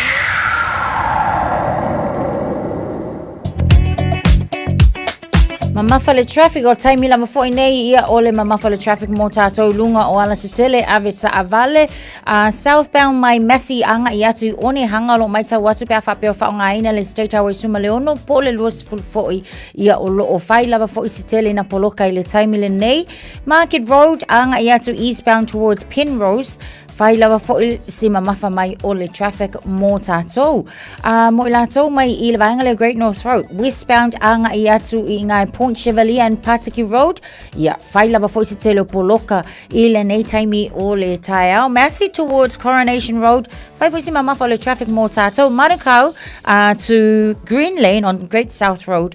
Ia, olo o makuake le ina poloka tātou i le taimi le nei o le Taiao. Southern Motorway, City bound o maitau atu o ka malo. Si fo ile le poloka le nao lo ia le taimi le nei vaenga le Ellerslie ia manga ia tu nai Green Lane ta pena fo ile anga tu nai Penrose ngai vaenga na fai lava si tele poloka le taimi le nei o le Taiao ka kopi onga kele lava o ka le malo si fo ile ka ko poloka le na o lo o ia le taimi le nei Newmarket fai si tele le pisi o lo o ia tato ile nei taimi o le Taiao Highbrook and le vaenga le East Tamaki ia o le fo lo mai tawa fai si tele le pisi le na o lo ia Pakuranga Highway westbound toward the city ia oka Faisi pisi o tātou.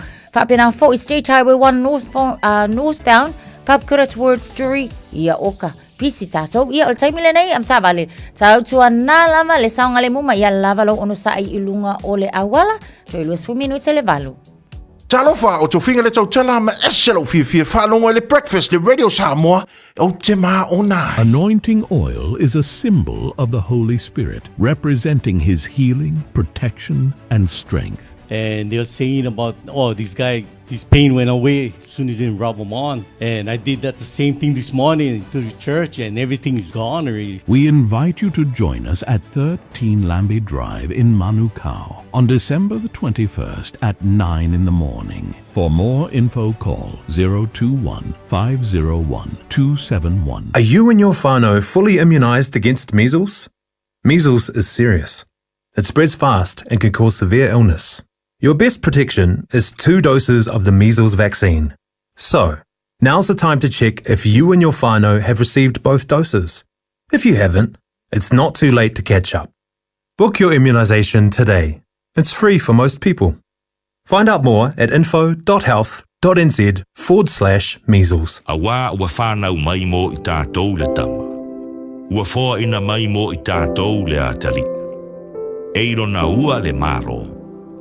E moa fo'i o ia o le sirisiri ese, o le whaipule, o le atua malosi, o le tamā o le whaavavau, o le alii o le file mo.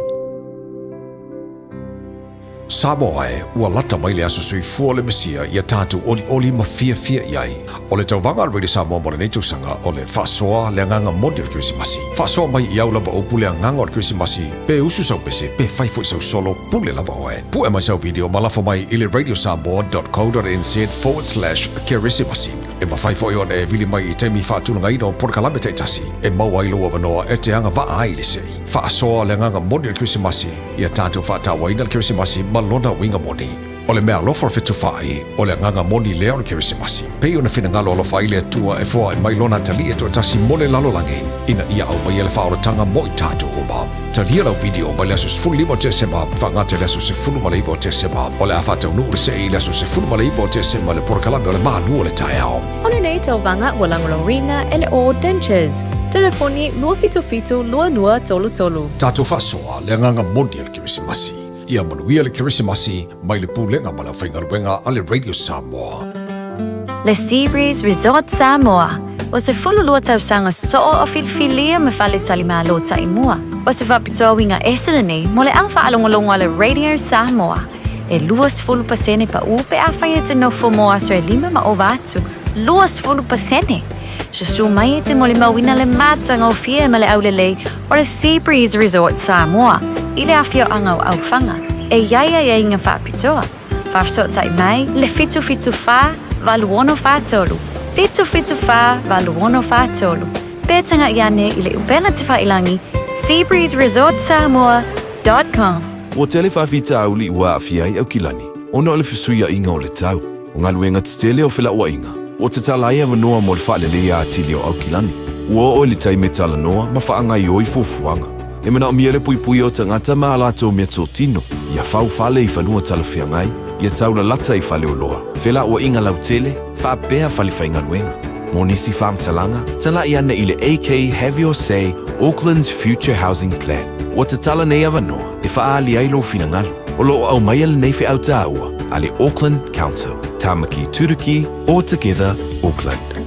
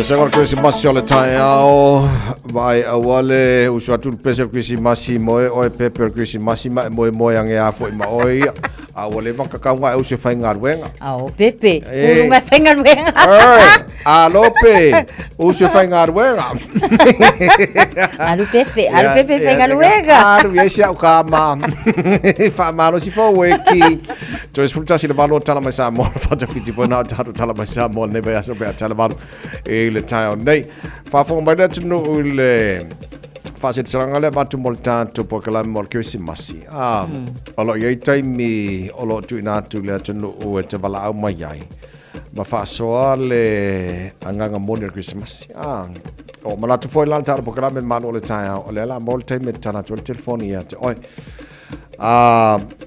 na le onas fu se kone tu atu tangata e sa mai lana mala au toru fitu tasili me batolu nei tai au o le fa so o le anga o Christmas a fa pe o mana vala mai isi por kalame fia mai po le o li mafonga bua ia po le nganga I fo faiva ona tu dola bano le stanga tele mo se bano e vala au mai ai o la to umolo vala au mai e tu ola tu swafa mo tatu sei e fai tatu sei tai au o tai au la so mulmuli ia ma fai ro marka ko sei e mo fai ro so ro fa lo fai ro nganga fi ai ma ko ma ga ia fai ro so ro le ka ko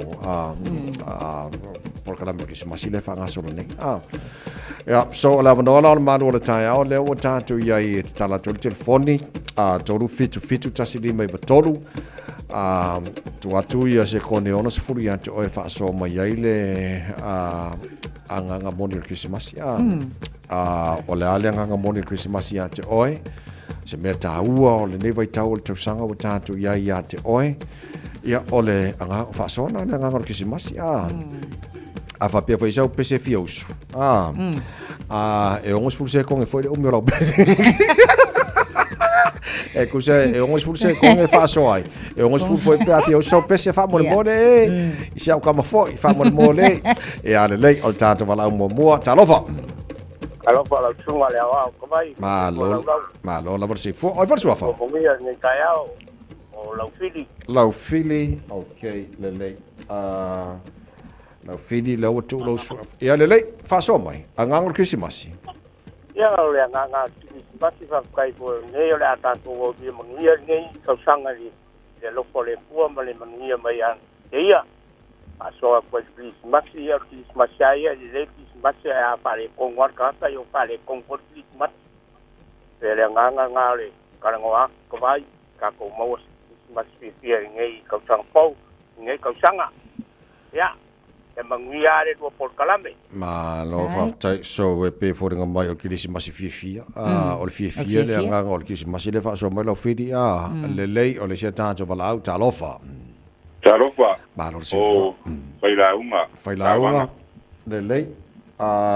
le lei se fai marka fa so nga ka o le Christmas wa o mai le file mu yo tatu ainga o le me alofa ale tuona mai le larolangi le ngata I le whamanga loina o angasala ai au mai al file mu ma le reinga I ainga o ani whale tonu sa iai a vea le Christmasi au mai le file mu o le loto whamangalo ma le alofa ia tātou tau whai mau ai le anganga o le Christmasi ia whale tonu o le ola peita o le pepe al Christmasi e te ua la uma pe o la tuspa ia o whanau mai le tama na te au mai al file mu le larang ia fa pena fu ile nganga o Christmas I ainga yo tatu tau fai mau le file mu ma le alofa o le tua e ala ina na fa tanga manu ia kili Christmas I lau sunga ma le tau so ataku le nei tai au ai mai se sa moa atoa ia manu ia luaso tai pela nga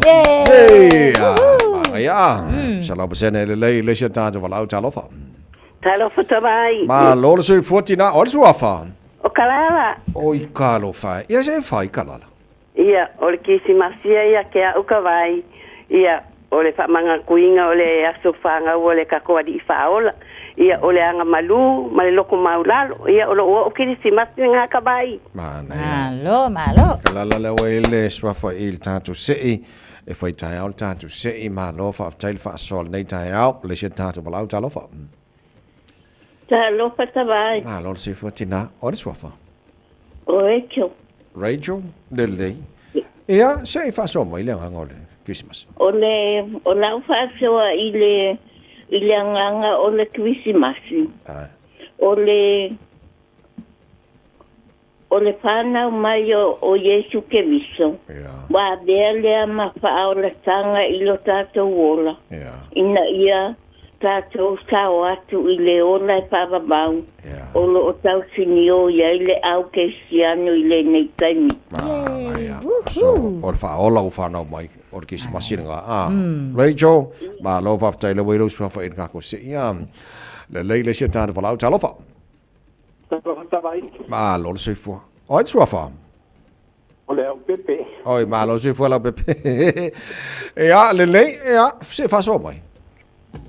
Ia e uilava ina le fou le Christmasi o mo tau sanga malava kako ke whakarekari ai i o mai o le Christmasi kako koe whamangaku pea ia le soifua mai o tatou whaola ia ao le karakongunga ia te o se isi lea hutai mi whataua inga i kongo a inga ia ele ngaka inga ia maua le whamangaloai, maua le whalelei, maua le whalwhangi whapopoko a inga atoa ia karakari ia koe whaingi kala o lesi voi tisi masi mai lesi tisi masi ia whamangakuangi whamangaku sa iai nei tau sanga akoa ia awe whautuanga ia whamangalo me o whanekong ia e koe a lupa ka kusawalina mo le sifuri ka usafo ia ma o ka ko loko mo fina ngalo mo ni isi masi la ka kusawi kalia sala pasen ia taila bebe masi si o tatu tu no mo le au na rua ka ta vai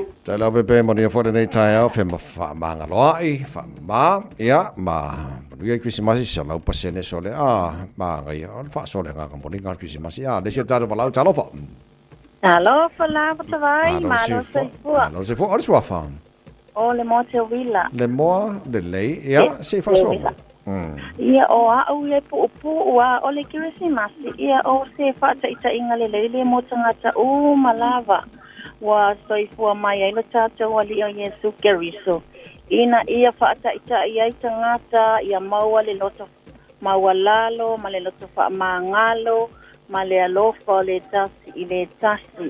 Ia o loo wa umanatu vai ale na ia maua le fia e tangata malava manuia le aso. Tai lawa le moa, moni a fwere nei tai au. Ono le tatu taimi umalole ma le sile so mai ia mai alo le tatu taimi nei tai au. Le lei, ready samo talofa. Talofa. Ma alo le sifo, ori suafa. O Spili, malo. Se fa so mai. Ele iso mai pesele tan ale tasia fai. Paga. Ja, ole kisimasia le alofa. Ja. Se uso pes. Dawn is slowly breaking.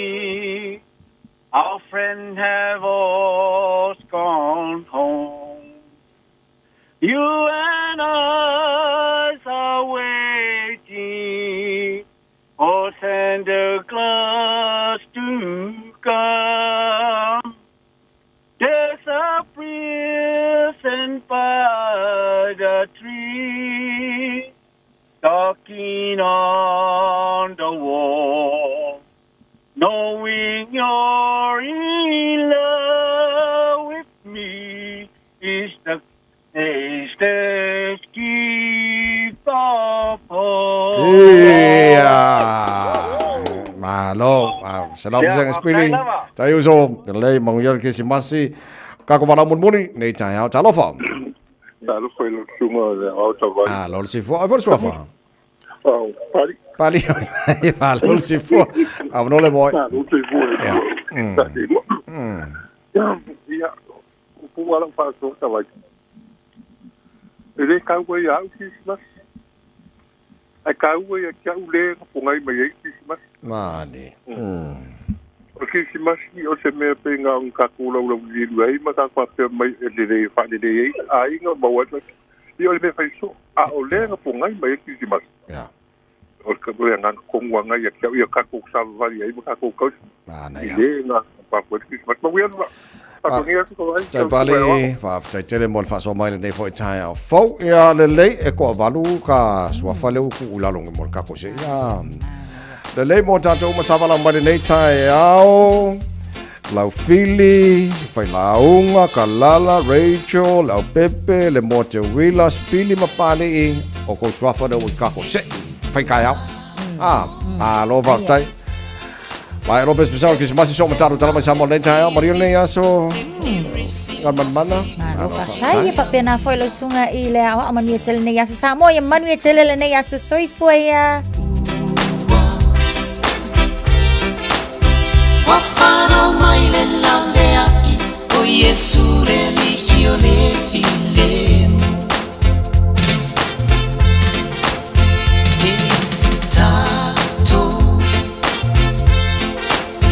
Sauri ni me alofa ai mai se lo loto ya mama Ina Ya tato maua le taua ole ne ya so au mai ele atu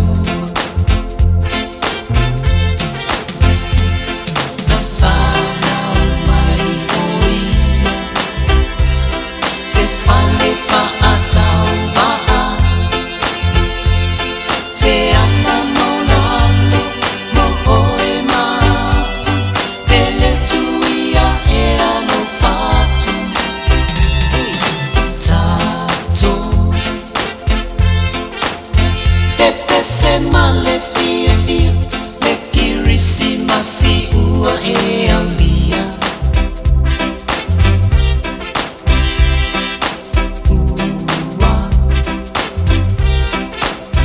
Wafana mai le laveaki o Yesu le ri io le file Taraflava o David Tua le nei Olo e whaafonga mai pēi le Radio Samoa, tasi lima i watolu a mō, Samoa i amanuia le nei aso.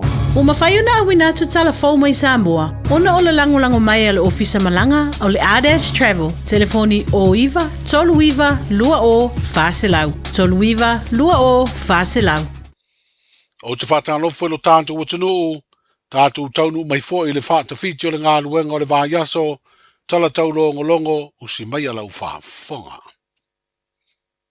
O whale tonu wa fiai le whale a onga tūlanga lua o whioanga o saina matoa mua. I le tū malo palota o whale a te whāsa o fo ina aise whesoa soani, mai le malo a Amerika na te whausia. O leo wa whamau tū le whesoa soani le nei o le a whausiai, se whale a onga fau e se furu ono potu, o le potu tusi, po le library whapele official ulua onga, mano fuanga mo whale ui le tau e tasi tesi maleiva, miliona ta latu pe Amerika. Po se au whainga e tusa ma le 5 miliona ta la Samoa. Wa whailo ai le ofisa o le malo i lo tātu utinu. Le sainio se mrienga e wha mautu ai le fisoa soani. Po se Memorandum of Understanding. I le vale o le malo Samoa ma le malo o le United States o Amerika. O le masino meo le tausanga umavaina amatao si ai le whenga inga vāvala lata. A lea o ngā tūlanga lua ma le porkalame fisoasani a Amerika. E anga i tonu le whaale lei o le soifuanga lau tele.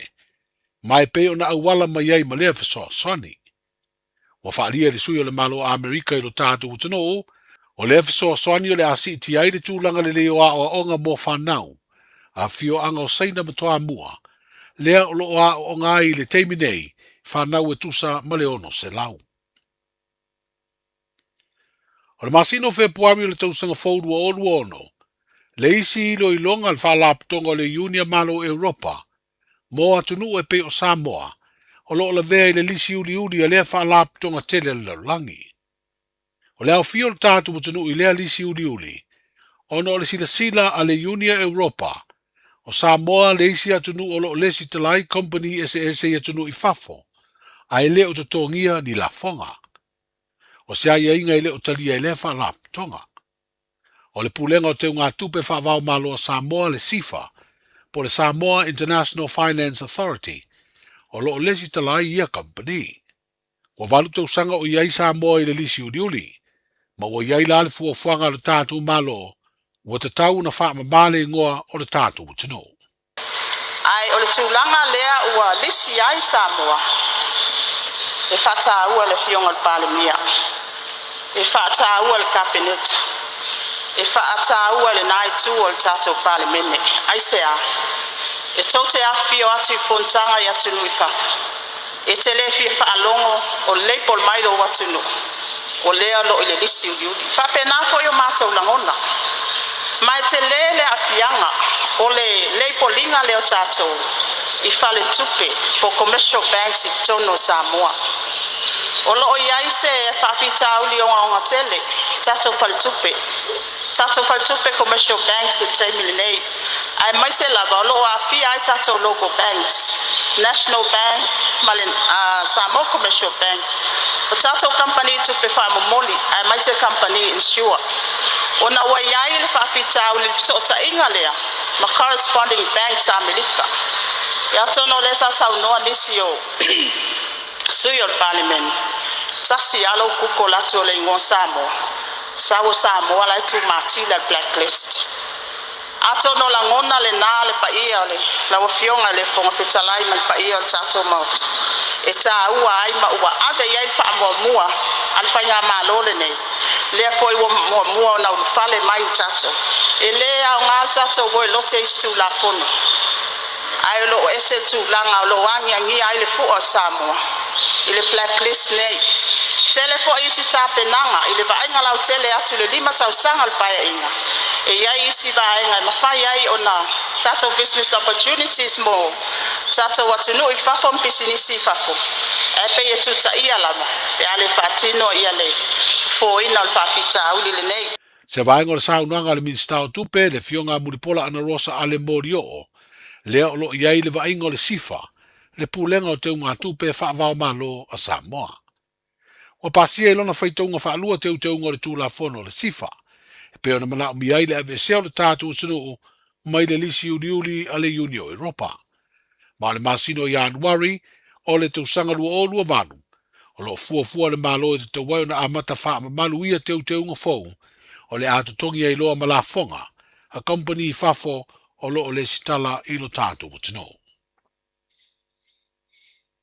E le i o atu mōni mau e to lua na samania le whaam sinonga e tūtū lai, i le asoluru le vai o sanei mo le whai o la mōni mau, i le tangi tau pālota mai nei tū malo whale ali li tasi, lea o lo iluma nei o le whaam sinonga. Sa tau au fia le whaam sinonga o pālota mo ana ngā luenga, ma wala au suafo mōni mau e malu o le malo. Pei tai ele i o atu malili nofo vaenga, ma wha amotu le tia seu. Ma o whai ai le wha atonunga le wha amsinonga, e tu ina atu ni tusi sai sai. E sa ili ai e leo leo ia mōni mau ma tau fia, e awa no ai o no o atu ilu mo le wha amsinonga. O tōlu po i nei tau rumanga o lea ma tau buto wha amsinonga, i se aso e mau ai mōni mau, o malili ma wha amotu le tia. Sa fesiringia le wha amsinonga lo ia le tu o lo wha sanga iai mōrianga a le tu tangi, pe o iai se wha moe wala au ni anatu mōni mau, o le tali e le ai. Sa au wai le na wha uruina le tangi tau palota, le tō whātu i loma tūsa lana se lo tala meko, ina o toe wala au le mata upul nei, i lumo le fionga le wha amsinosili, le fionga sa tiu simativa perese, ma le fionga le wha amsino le wha amsinonga mawulunga, le fionga le a taua le sa Daryl Clark. O le mau ele atunu a toa se kirisi masi fia ma amata mea le pāle mene le tausi o le fi le mu. O nisi o mafua anga o le whailo aina le malo. O sana tā penanga na fuafua, e taua lunga i eile fono whai o le nei tausanga le pāle mene. Sa whailo le saunuanga wha minsta le pāle mia i le solua. Nisi o vaenga tāua e te tauna ngā lulu e whaatasi ai, le pāle mene ma le pule ngāli ma whai pule ma e kālesia. Ai maise lo tātu utinu e pe o whala au whaasaina, o le whao ngāina o penga te whaailangi po o whaso tainga whaona po nei, le social media. O ie whaso tainga e pe o na saunua le pāle mia, Sunga la audi le mali atoa le ua te apolata I vafosi. Ua whaatupu māseinga, ma uari ali ai le tau whaaleanga ma le fau malo. Na whaeloa le te itai o le tātu malo ma se tāpenanga ua whautua ina ai le loia sili. E ta pena ni tū la fono e whaatonu fulau wai ia sanga tonu, ia tūlanga uma. E ui sa whaeloa le pāle mia le tau alunga o le pāle mene I se tāpenanga, a le whainga malo ni au lape o le tau whaaleanga ma le fau malo. Aina ia whaeloa le na saunuanga le tau alunga ai le fono tanga muri muri, o le nei tau sanga, o le ato e whae e foe mo le ae. O le tō whaale nā le sa mātou whi musua I ei nei. Fionga I sui pāne mia. Langa wau mana whai tō whaale vai ngwhau whai. O le so, e whātātia I au lape o me ia. Ono lea, manu I le atunu. A pēlea sa mātou tala. O le tātia ia pisa molinu. Lau o fionga le whangstalai. Tai au ena, e tau sanga whau, ona toi sema leo se teimi. A ele au ngana tātou wo e wha manatu le pepe fau. A e tātou wo mani manua nuanga, mani whese inga tātou te le manaumia. Pa ua leo le mātou tau le mau wha malulu atu I lau whionga le whangstalai. A sua tu malu I puenga. Le anga ele malulo I whale, wa ele malu I whafo. A e peo no whai atu. O le folo ale o ono me I alu. Ai sea, sa moa le whai ai. Ui o lea. Maari lier tātou whainga malo. Toi oso le la. Toi ti mata le upenga. A e le tu whaua. E le tu aso. E le tu aso. Ai sea, e le mo tātou. Lai mai mo atu pulanga o lalo vao le atunu. O le whātaita inga le nei la whai. O ie whola wai sa mo mo le rumana I whai le loto o tangata e tōtas. A whawhele atunu. Yala lea, maari lier tātou vayang whai ma tātou whainga malo. Tātou whtunai munuao. Lai tāpoi mai le atunu o tō whae whetā lai. E iai le tangi o le tua o me whapea. Ai o manatu le nei tai ao ma le whaafonga mai e le atunu. O le a whaasiri foe mo le ae. Tātou tatalo I le tua e foa I mai le musumusunga lilo. E whai foe o le tātou tu. Ia le wa avel tal sanga le ngole fo ia fi mai tupu mai e lai tu. La fo atu ina po feo ye fa tau tanga. Ma le to fa lo loto e tau si ai le tatou bana no fo ma le tatou ba tapuia. A wale lu mana I manuia o Samoa le ngasolo mai. Ia fa pele se tala ia e la o fionga le fong telai ma le tatou parlemene. Tatou walo fia te lier pepe forward kipsimasi. O loro mata fo laule malelenga ale fionga ir tu fia ya famuna. Talo te fo e matua tu ina le tu. Se vai ngol sa nuanga le fionga le pandemia, sunga la audi le mali e tole o te polata I va fosi. Ma o tolo po I nei tau manga le fono au fai tu la fono. I le asolua luas fudo Januari o le tau sanga fou lua o luono. O tala I o le nei yaso feilo I pea soifua. Talofa, we're the Casitas. Talofa, this is Pat Lam. Talofa lava o aola pi marina. Mau pelo li tio. I le Radio Samoa tasili mai watolu amo.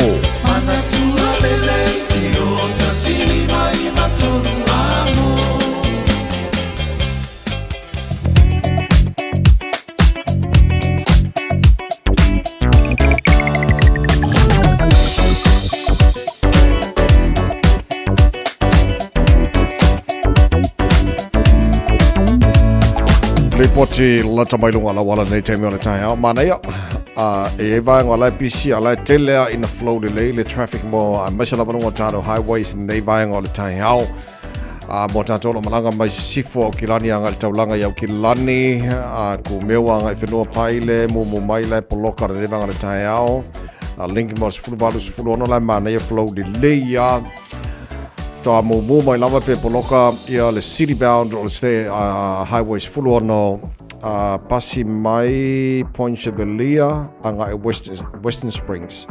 Pawana vanga le mo mai lai flow delay. Highway lo se fulu poloka lai titi lava southbound le pasi mai o le tunnel. le ba Mayoro Road on ramp Dominion Road on ramp pangora banga de movement le banga tai au flow le mai lava lai okay malanga lava le lo se fulu a fa awa ma lo se fulu Massey Road on ramp southbound lai okay flow le ya ne banga tai au westbound ole highway lo se fulu about to around Puinui Road Aida yo Massey Road off ramp face proka la titi le banga tai au State Highway 1 city bound le banga tai au tato malanga nei saute anga taulanga yo Kilani live flow le for le banga tai au na o Istamaki Road on ramp fasolanga i tip top corner Mount Wellington on ramp pawana banga le move my face proka le banga tai au tato malanga by North Shore city bound northern motorway Pasimai Albany fasolo my Rosedale Silverdale Wairau Valley face polo kana neva ngal tai ao North Coast pasi mai lunga na wala papa ngal taulanga Kilani seki ka ko telo isi banga na wala lo polo ka fai foi si pisi ya left flow the late neva ngal tai ao isi fa of lava to the mai lo mo tato after vale ma lo lava on sai e le nei foi tai ao photo mo sanga de mo fe malanga inga na tino e le nei foi aso Tasilima ifatolu amo Radio Samoa. Paikalla tamali talon tauri ne vanga ole tai au fou mawaiatu Samoa lua se fulu ma le tolu ilma fanfana le ea te valu Samoa ne vanga le tai au tu mau winga langi le leo le tau se vangarani se vanga Samoa pa o timu ne fo yaso tu mau le tolu se fulu anga le tolu suma tasi degrees Celsius maurunga le vela le Samoa le so lua suma lima e lona mau lalo te fatano fatoi pa angal tara proklame Samoa ma Amerika Samoa ne vanga le tai au malo lava ia le soifua manuia tara vaile tau i Australia sfutfalo i le maru lule ne vanga on Point Canberra winga le tau mo le la mo Canberra so le asulumata ngo file la veve la yo le air tolu se ful mar fitu i lona mawalunga se ful lima i lona mawalalo pena fa mawina mo le nei foi astrofi o tanto o lia met pone ma se fo manuia se fulono o ele malu le air ne vanga le tai tu sa le mel pone ma Kilani se fulono ele malu le air ne vanga le tai winga le tau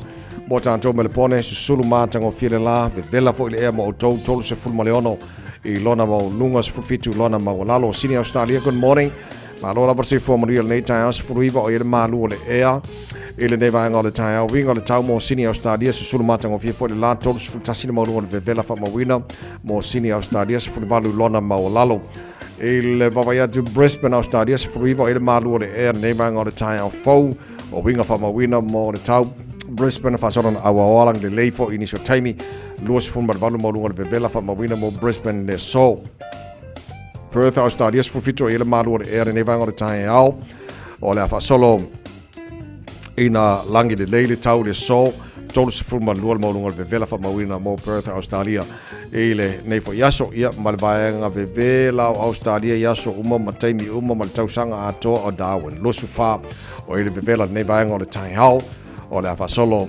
ina awa oa foi pa o timu malosi sa pili nisho taimi tolu sfutolu maunga nai o ele vela o le ea fa mawina mo Darwin le so tele na vaenga Australia maltuna ko ele tau ele nei foi a stofi se mai le talo no whanga whasalanga Radio Samoa tama ki ma kauro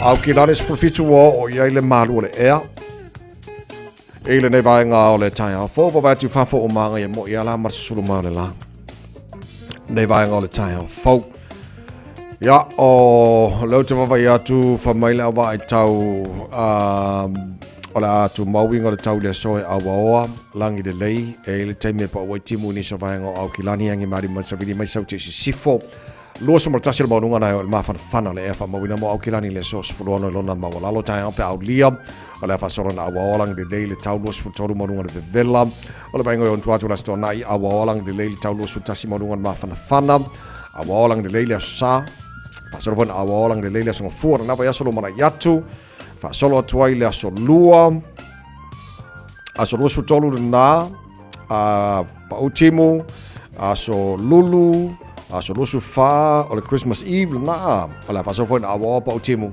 ya ai se yo kayao yang amele la vai tau pola se la ko ba inga ile aso Christmas te aulia al va inga la tamaile na tulanga ifa mo mo ma mai tau I le nei foi vaenga o le tai au. El te tunu ngolo mo le tau mo le tunu ala na papa o ni se vaenga ke lope a o vaenga na wo iai. Ia le talo le tau nei foi vaenga o le tai au. Tau tō mōre sa mos wale mai vatolo a mos fu valu o te ale tul ha valu. Fa te fitio tātou tala mai sa mō pia na whafonga le tunu nei tai au te whasala wina mo oi pia tāre tula se fulu mare duole au le so ma le fitio po ana nei tau rungo tātou tala mai sa mō. O nei foi vai aso le tā o le valu i le tai au pia au dielo tu si fua. Ja, mo voi sui fua lau le lei o le sui o le tātou riri sa mai pia le whianga ngalo mana masa mahata malosi tau rungo e tātou tala mai sa mō le tā le valu i le tai au. O se mai lau whafonga mala mai moa o le whatawhitio nei vai aso tātou ma whasamoa.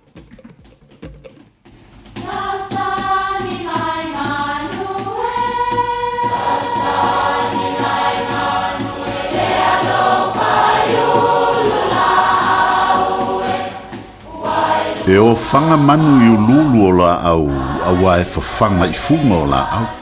A o le tangata, e whawhanga i upu matala. O le mawhileo o alanga upu mamuanga ngana sa moa maona whaapongai, e a fua i lona sio mianga.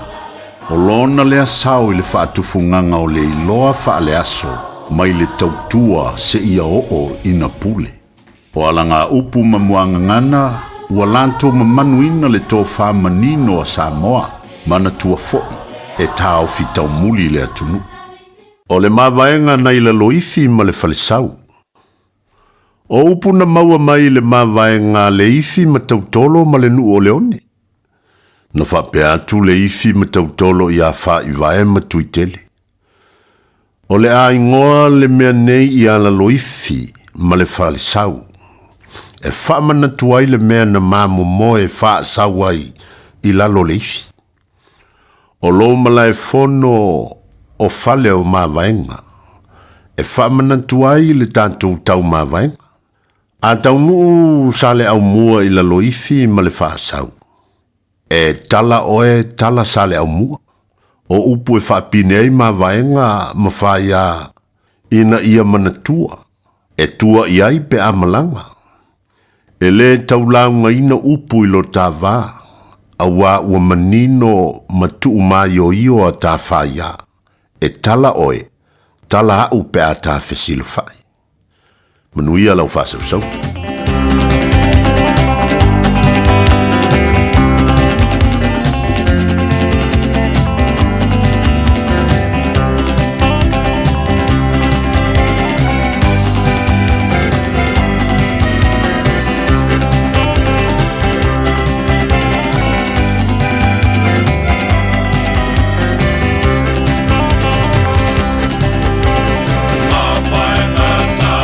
Mai o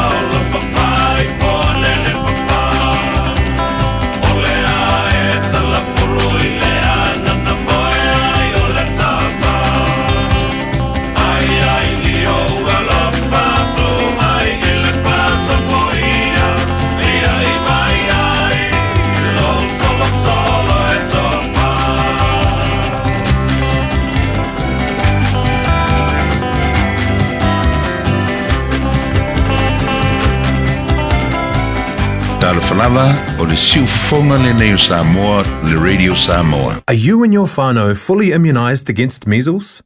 Measles is serious. It spreads fast and can cause severe illness. Your best protection is 2 doses of the measles vaccine. So, now's the time to check if you and your whānau have received both doses. If you haven't, it's not too late to catch up. Book your immunisation today. It's free for most people. Find out more at info.health.nz/measles. Leaving in sin. Where are we going again? The beach. Obviously. Which beach? One that's close and not full of poo. Ooh, I just found our matching hats. Nope. Okay, Safe Swim's got a green pin for Takapuna. Yup. Tide's good, lifeguards are on duty, and there's no wind. Let's go. Water quality, tides, lifeguards, weather. All pretty good reasons to check Safe Swim. Visit safeswim.org.nz or download the app today. Thanks to Auckland Council. O le lava vai le whanau no whawhale le taimi o tua.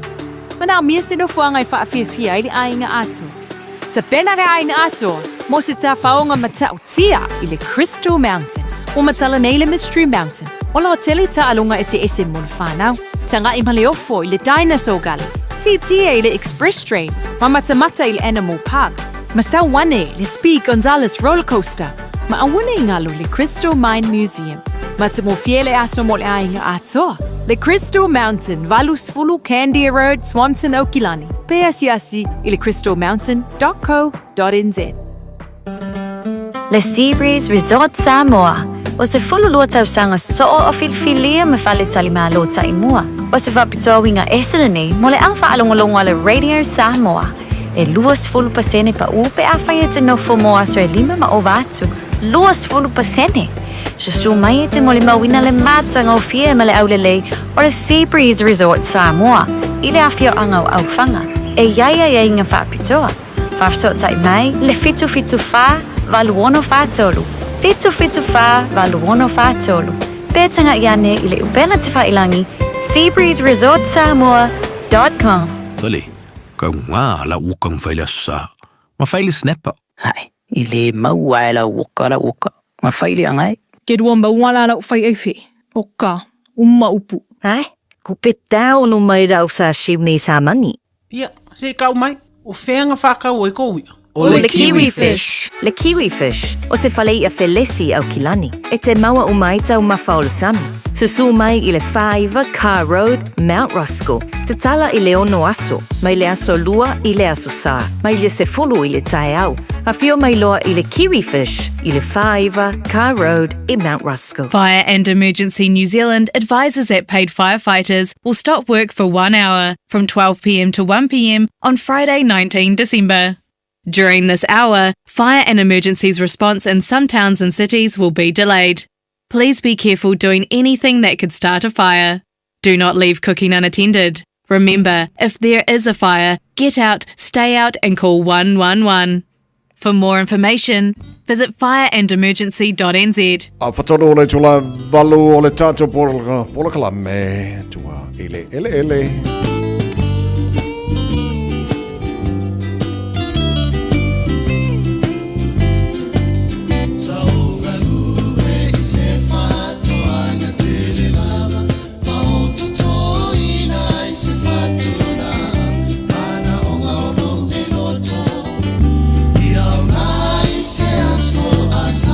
Ia whatalo whaltano pakalama nei tae au au whai whātoanga tātou umalawa e fie to tō le whatula au ma le whamoe fua mai au ngā mō tātou ainga mō tae au o taunga tāle soi whanga o le tātou pakalame tua ele songa ia tula e paro pena kopati whatas mai ia voi tae au tula e pa marose whamaria.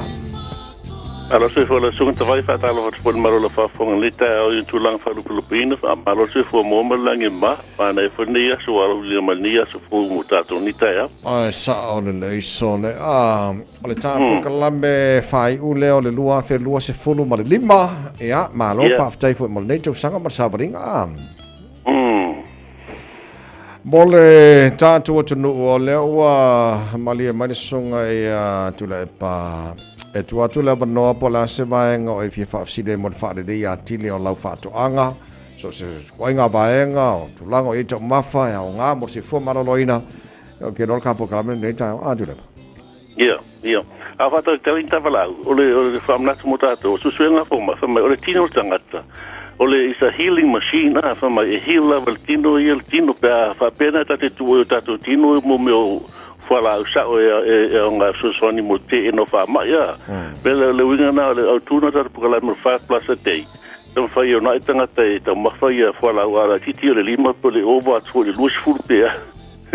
Ale tere ale leina, matolia o le tele vitamini o le tele foi na ole no we tu lo tino e pui lo tino mo fa ma lo se lo tino o fa plus te o le kele ala o le fala o mo fruit ele ngala i kele me ai tas ngala i kele mai fala o se mai se me i Ia, le o le tūlanga na iai le atunu malau whaafonga mai nei banga le tai au a whapea nei mana Bishop Soswani mo toino tātou la au ia po a vaenga o mana mia mo nei vai taimi whainaf Soswani sunga tula e pa mo tātou ia, o stem foi whai ultara bukala me la watu foi whamara si au whanenga ngā whaumali so se whamara si au a foi me tau whaatu anga e au ngā mo kako wanga ko morkisi masi Io, ma tale lo termine e fola ma se una full termine i vegetables o e o silver beet me o lettuce e ana full ana o umiaso kasi nga ma fa na le si me ala nga full ia i kapisi singa me fa pena o le lava me ai le pala na le pinta sama la u va vento e fu kasi na ma fa nga lena na va de fu ia vegetables le vitamine o sama ma le si me o le to anga fu le fola au ta ma le fia le u velas sawa. Okay, le leise e mais tina le polana fasili le talofa. Alo si fotina le le ola ka fasili. Ola ka fasili ngaka. O te fasili kwa le fiona po le sunga ile forma iola. Ila ula au le pessimo. O le fua ia wo fia kausanga o ola ya o ngafua le manga ia.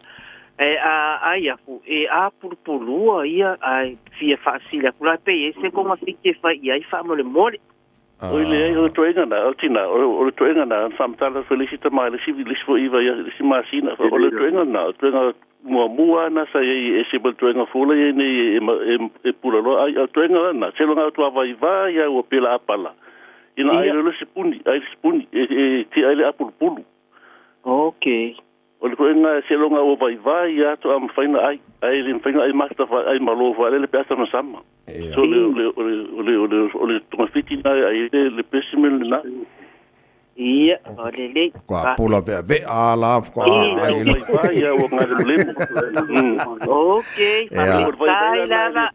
o vai na le pala o vai ai ia okay Taitina. Manera so, ia le ia fasi fua, le siata wala au de nei tai au talofa. Talof.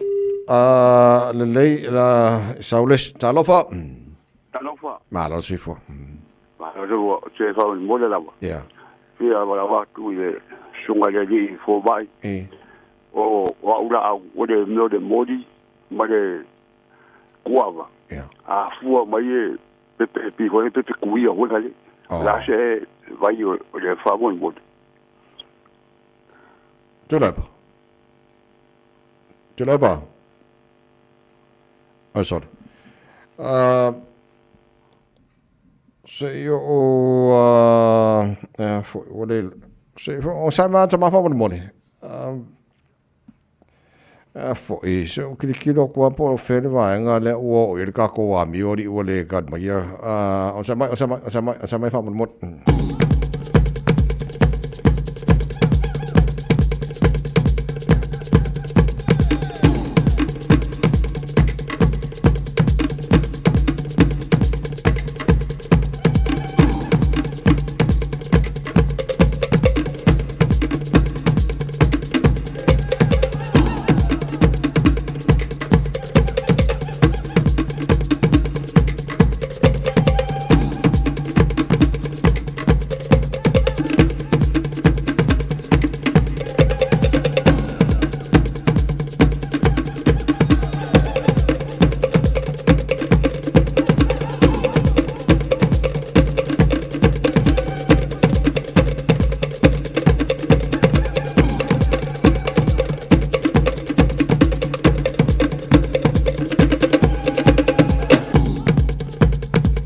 Ia lelei ia fo ia tule popo mo mo le ta pokalame. Ia le mo. Lo fa tai o stamalen o langa ku ava o na mori atama. Fa mo mori. Mori. Ia. Ma le tu ava. Ia. A o nga fua. Wa ma ngai fua. A ka la venga. Te kuia fo ngale. Oh. Le ma ngai e fo ya ko te ngai polashe vai ai ai fa mo. Ia o kamanga ka o kuava ma ole pepe ole pepe e la tutu o ia na fu e tonu o le kapila la ai menga e fanga sta ia na festo fiti e tamana e se longa spray se insecticide ko am failen ko fiki ale o fa figaurina o mo tele fa figaurina kuava ma fa mo le fa le longa ku le fo o le koma lo fa mo ole afo il so soani ele spray e down spray ai ona ole nu fe fo ile o fa langa ina ku ava malau moli a fa mon mole tama la spray ola le spray tu le pa fa mon mole le insecticide que alo vesili o le garden center pai o laula au mo o kuava maf nga mo laula e me se insecticide fanga langa ese o mato nga vai lá fa pena foi na malmodi ia okay tama agua moth le ngole ole insecticide e mo i fale la volele so swani na mo tu lango ile fa mole ia ole le si va ola me la boca ora lua ai le fua fa mole le le pe au ke lo fiku ia ka ko fao ku le pura te kamo ki mo sa pero lo ngala songi fale le pe tu ni fa ele se lima pe pura pe fiku pe fulu foi pula ela fa ele ku lo ngala okay ia e ka foi le kingo ole avoka vai avoka ke o ngau ke o ngau ia la ola foi ole vai la au le fa gai fa insecticide insecticide ia insecticide ia insecticide ia langa e mau e fala awa ia le tama fa te lava manil nei tai au saustina le talo fatina talofa ia le ona ka fsiti se fa mole se olo ta moli molo ta tipolo io se po wa lima e ta sanga talun to ia ele e kasi le fuore ole moli ole sua mali ole fuore moli nga mawa mai angar kasi anga le la usi ai wale ko e mawa se fua e kasi pe ale fuo kasi pe ale fua ia maliki polo ia e nga fokwa e ao nga fua fo ia funga fo ia ia o ka koe ala fo wale ai fo se mea o ulu kalo fai ia ngara o fio fo ia fui fo ele au ta fole ole o ki polo male mori ole ia yangi fua sor ka fefe i ale la usi o la o mori male ki polo ale mea nga wale ngi fua okay tina fa ka male la ofisiri ku le pa ko ki pe ole maki le nga fe ku o yesu la ia le nga ko ki fo yo ia pe ko pe apa pe na anga la wola le awol va fe ku le o te fa kali aku nga wa ka pe ko okay tulepa ia ole si ia fa pese se mori na ola mo se fatu ia fa gata se longa o mori e craft se fa ka mo garden center e craft e longa fiele craft le pone la tata te fui ia fa pese se la na ola mo le fatu fa gata la va tu e kele tau sanga to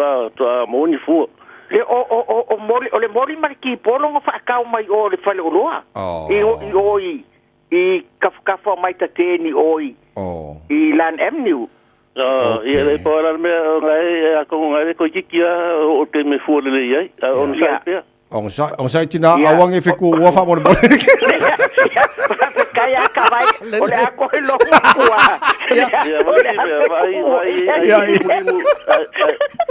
vai le alwa yo le vai ai le se fu mai Ona le me kore. Ai ni limu pilo ngala. Fuki ese limu kasi nga me afie fu la. Okay, tina. Kukuri kamai ki fuki ese limu fa mon. Ya wale le. Ano fa ya Maria Christmas tina. Tai lava. Ya. Asifo. Le se tava la auta. Fere se tava la auta. Talofa. Tina, oi, sor ka fefe. Wale ai ska bala au leo ko en bo ko bala au nga sa. Lo ko vinga wal foi fe ku la ko. Ya lele ya sa si talo fa. Talo fa spo monge. Ya. Malol se fo. Ya. Afsile pour la vaille le son le professeur ola au. Amon mole. Ia ole ka ko anga fuila ka ko ngala ai fa mole te isanga me ko kia ole pola se ni me ai le fa fanga ko so ko ngala fuala au ai ngala te fe ka lai sa peisi si anga sa ia la me fa fanga ila au e se mai le fu ko anga fu ma lo fa lo la fa mole le tu la pas se so mai fa mole ia ole tongala au matoli a to fa lo lo ni fa la ile no fa ngale tasi o ton fa por tele se ile parpala a le ngi me parpala ele o le fuila para me to fitvala fa ta le bela una ta ole thrive THRIV o fikalesanga a ka o me fa to no fuila me la au ye mo me ai ole mafuanga na mi palpala ma la auye me ai wole me palpala ale le ya fela compost le na mixi palpala temento le foi na ole ma fuala tunga la fa pe foi le sa mixing palpala unifitala se palpala temile to ai fala tasina wala le ina ma ola fuala Okay. Ma fa na fa tau le fry THRIV nga ba kule ngai fa tonu fu tu le watering can. Ole THRIV ole fertilizer. Yeah. Tamau mo. Elisila ole ka pe lo ka pa nga la ka ole comfrey. Tasina fa ka mo garden center nga ba kule la na tango faki la nga ave ku spelo vai. Fa pala la mo se lu pe tolu masina. Na fui le la ile pe lu ava ya so wa la la kile le pakike vai. Ia fui le la il kamanga comfrey COMFREY. Ol fika lai sala nga so soni va vina. Ia la pe sta pa. Faki la bantu na tu le pakike vai langu lu ato lu va so langu ya avele fui vegetables. Okay. Lele wa mo se soni uso fa mo.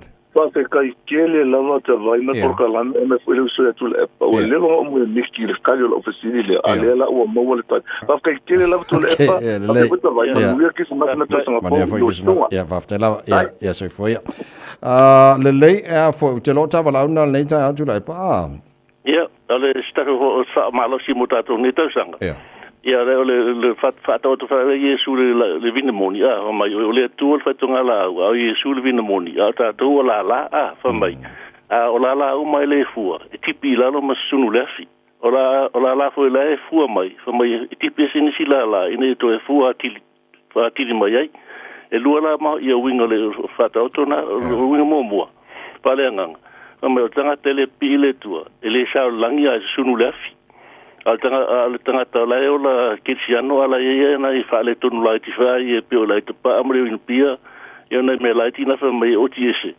ina ye ola u si me ola malos ale autulo na lua mai ola la va ya le tu sa lunga ava ile sila ava ola la tu sa lunga la na ile fu le la na fa me ti ese era ma fu anga na le fu le nga fenga ta na ele su la lunga la tu sao fenga fion ta nu su la o la le fa la ma fu anga na le na fa pena ya la fa me la toi me fa va la o ti sin sila la o le la ti la le telefone na fu mai te la po ma fu anga na o le fa ta o so na Yesu Malo fa te tele ya ole tado bokalame fai una mo le ne foi sanga fa te tele lo sunga tula pa mo le ne foi sanga to mal ta bokalame ya mo ye kwisi masino sunga mal feltu mal ainga ka felo le to sanga pa odi ia fa ia mo matorio me lo fa ula fa nikisima fa ta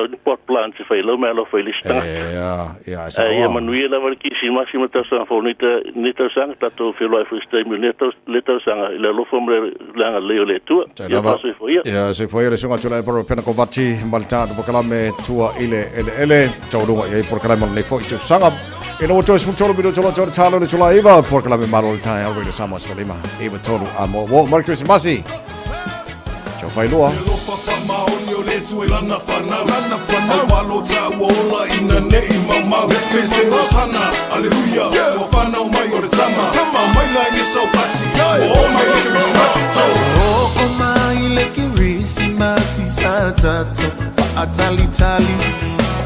Uina ese langona o tangata uma ole lalolangi ai o te pi ama ile tala ole fa ole tanga ole aso na malo ia ole apa na ole tama say hallelujah osana utau ubalo ana say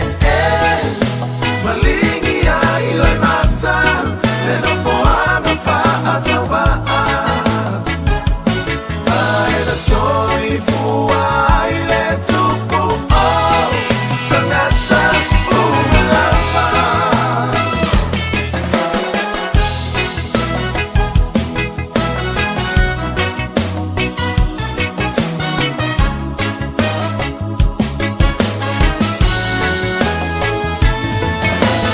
Mea ila fela nuai o mai le kirisimasi Fiu e aka, ke fiu e siva I ke pumai maleko e a ina A ole au ke risiano Fa ama malu tapu a ina O mafutanga ua mafana fana ua Ke otoya I se ita Se, Alleluia Osana Mutaunu umalo ama Se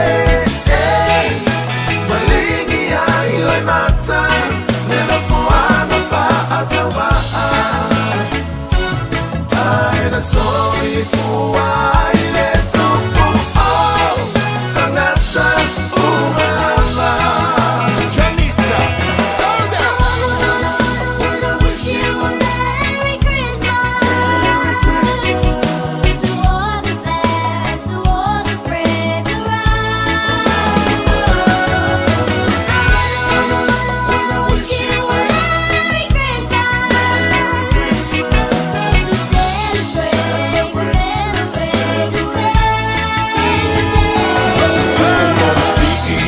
beautiful time of the year Island Christmas lots of good cheer all of the children opening their presents mama and papa sharing a kiss a photo of a ima will never be a miss everyone dancing and singing all of my people from up here to Oakland North and the South they're singing aloud I wanna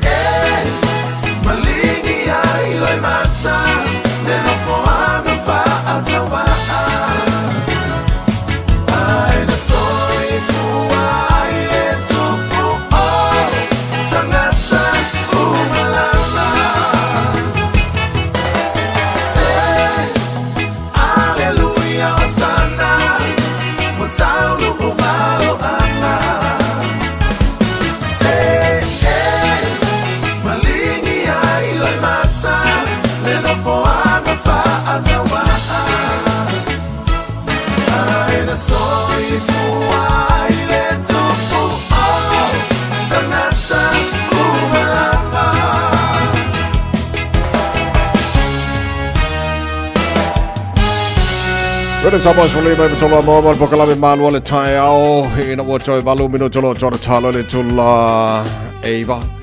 Tell about Fonga Monday by on Tayo, Tonal Amount of Tonal of Tavali, Tonal Finger, Bengalu on Facebook, but YouTube or the Samola Fantia join the person.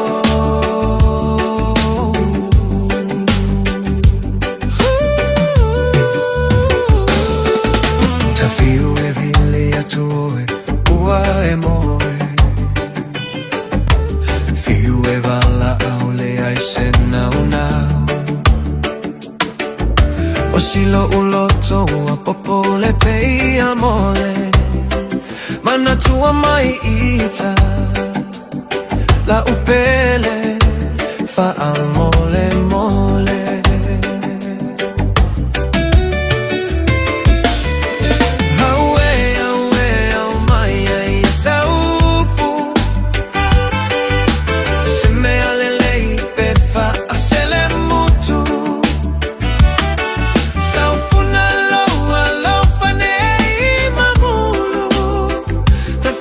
tautua ia oe isi onu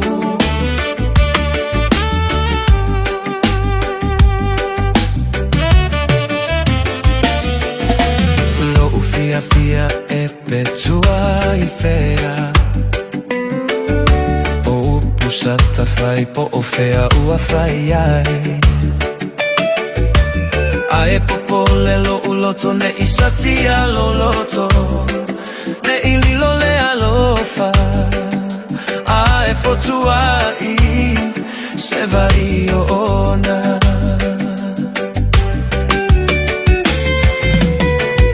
aue aue au maia ia saupu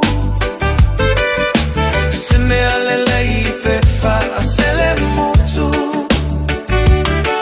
saufuna loa lofa nei mamulu tafia tautua ia oe isi onu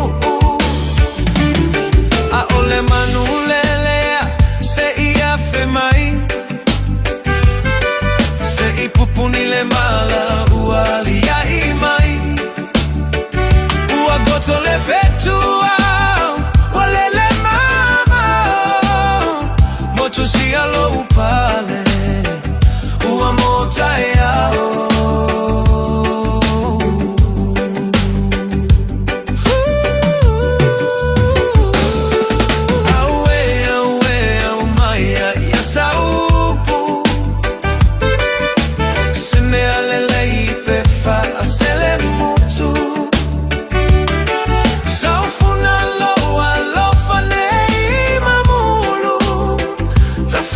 tautua ia oe isi onu a ole manulelea se ia fe mai se I pupuni le mala uali ia I mai ua goto le vetua wale le mama motu si alo upale ua mota eao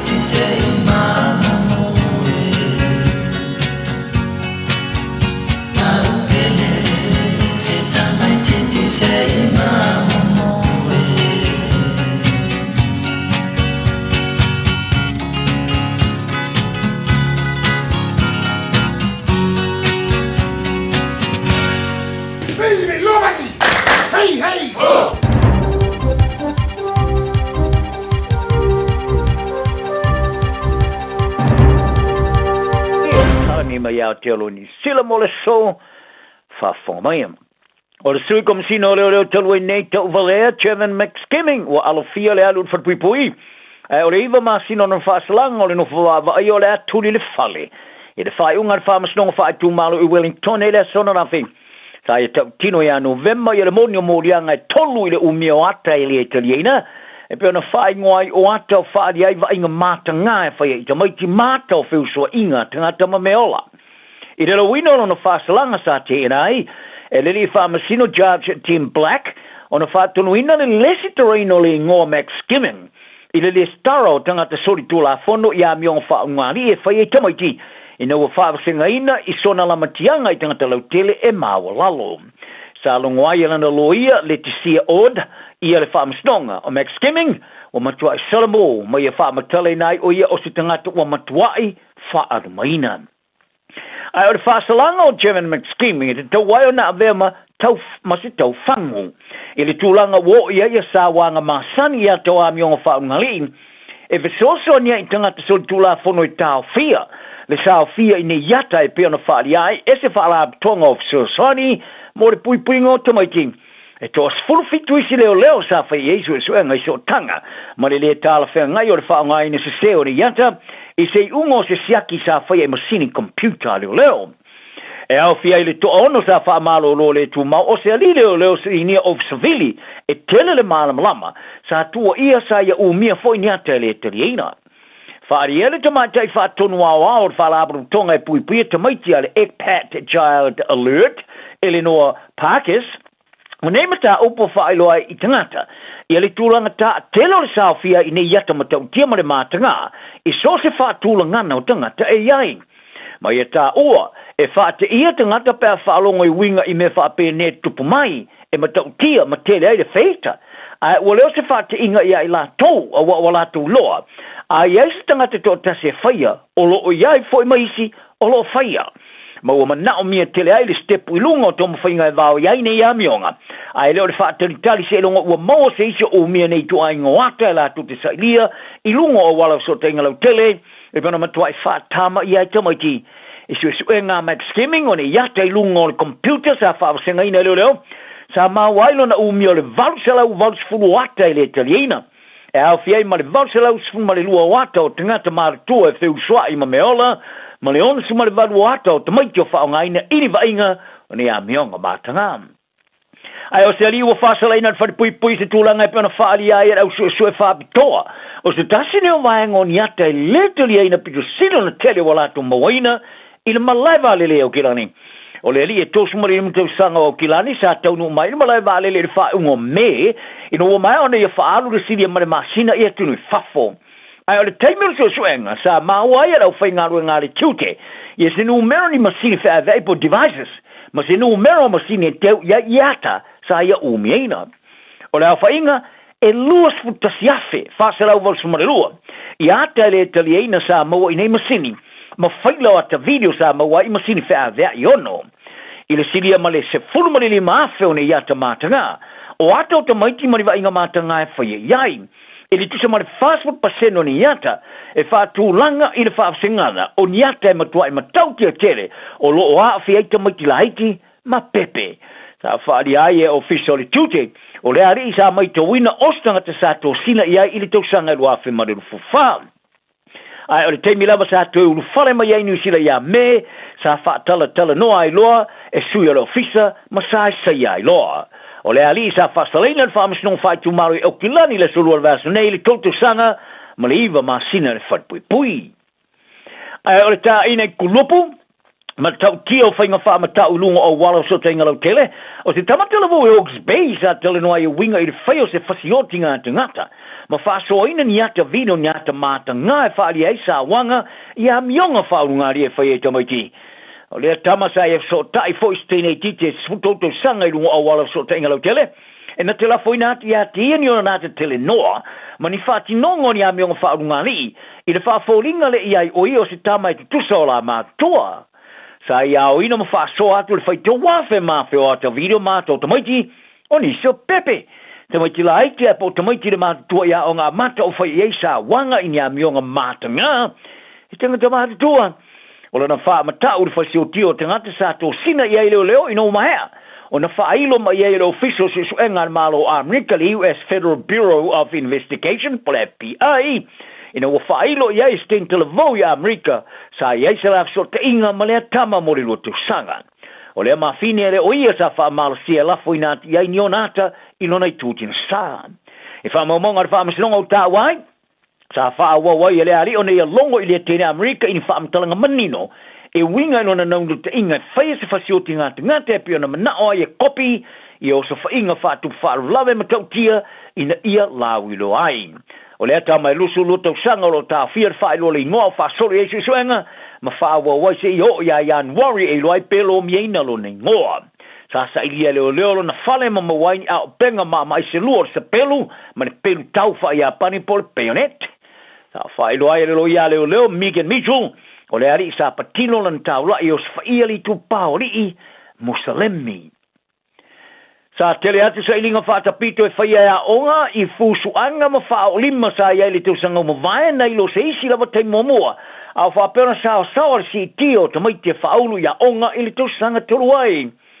I whai no mera na matanga ruenga wa onga u whailo ai, o ni no mera ta maite sa whaamaro ro le tu maupole stand downs, sa latu whao lima isi ta maite a po latu whaia onga. Sa au sile iwa afe, feature au lima malu. Ma le afe se lau lima sutasi li tau sanga ru afe ma le rufo wha. O nei whai numere lua e whai lawa si maolunga atu na ilo le lu afe ma le rufo tolu. E sa tupo mai, i le tau sanga o si tia le numero te maitia onga i le valu se lau lima sfu afe i se lau iwa sfuiva. I lo ngā le tono le lu afe ma le rufo wha, se whai numero maolunga fito a pasia le numero te maitia whaoluina i a onga i le tau sanga nei. O le numero te mai te whaamaro lo le tu mau mo le ulo le te pā, o le ino pai pasu po vapes, a e po le ava malosi sa palasi lalo le te svai tolu, mai le wha whesa lau iwa sfulu lua i le wafe mare fu tolu, i le toru wafe tolu se lau on sfulu le teu sanga o tonai. O le wha tula ngana o te mai te whaamaro lo mo stemi umi, ma le wha tea ese ma onga sa tolo pui lalo le teu sanga o mawai, ma sa mawa lalo atu, na ilo le wha tula ngana sa iai mole telo teu sanga e lua sfu wha mo atu. Ia taro talonga o tal sanga e sui momoro o black ia pad lambi se toi mana tu natole la kapini sila. I le tula fona me whaiona ta alo mole o blacks. I lona whalia o swinga o le afso soni tu ina tuai le teleatu o vai ngā tupe ila la kapi i kalapu ma le atina ino tangata alo. O lem, e tasi le talonga whai te wia sa ta alo i mole o blacks ai le ili liu ma ta alo mo sa moa me i kapitini na ile man sa moa. Mulululiane ave mawhaia onga. Mani te mine, ua umitere o se teimi o vea mawhaia onga, ia por whaatonu ar kalapu ka lakapia le Bristol Bears i Ngelani. Sa ia whailo aini o nā tungalunga, e tu sai mali tūlanga o iele au wala o le atina ino le lakapini sila. E sana whaatele tanoanga de basonei, a ele o mana e utia ini whaafitau li au no le male o foina oni fo, e ia istelelei. Ina ua mai tau wina ini whaafitauri sa tu sele li mo lame le ngā solonga ua iei neile ka amarasanga o le kapiwha i tu malo le NPC, ini sila, i lona whaalia, sa waaia ini ta alo tomai e matua e mata ina tele, tu e whai lafi, a ele ni ta ua e whaavai nai. Mai ta uai o ia tilo i tu ta ua o ta alonga a ele o le whea i lafi sta alo. Vaenga i eila ina autis kalamu, molo le polo, sapo, ma le tomo e ma le polo. Ma le teimi e po e ma tau whao e le polo, e pena sa ia longo e le polo kalame, a le ESPN. Whaari alama, o le mema nino vaenga pito i lungo le kapini, sila maa tele, a tilo le vaenga i laloane, o na ia fasili ngia lea po, le ane me o tupu mai ta alonga kalapu, ma le ta ma le sanga o le NPC. Ma ia ta uai o lo tilo le to telo tangata ta, ale matua i lea i lava ma sito mai i tu ta ua le ta alonga. I tu aingo ta ua le ta alonga o se ese. Ma ta alonga ni sila i ta alonga whawa malo. O whama ni era o le kapia le Highlanders, i lo ato se nios tamata alo talavoile of numero se fulu e tele le rumana i le kapia ia Mike Mulia ina. Mo le whea ngai ngai tō sanga ia mtaina le rua whemare rufo fitu.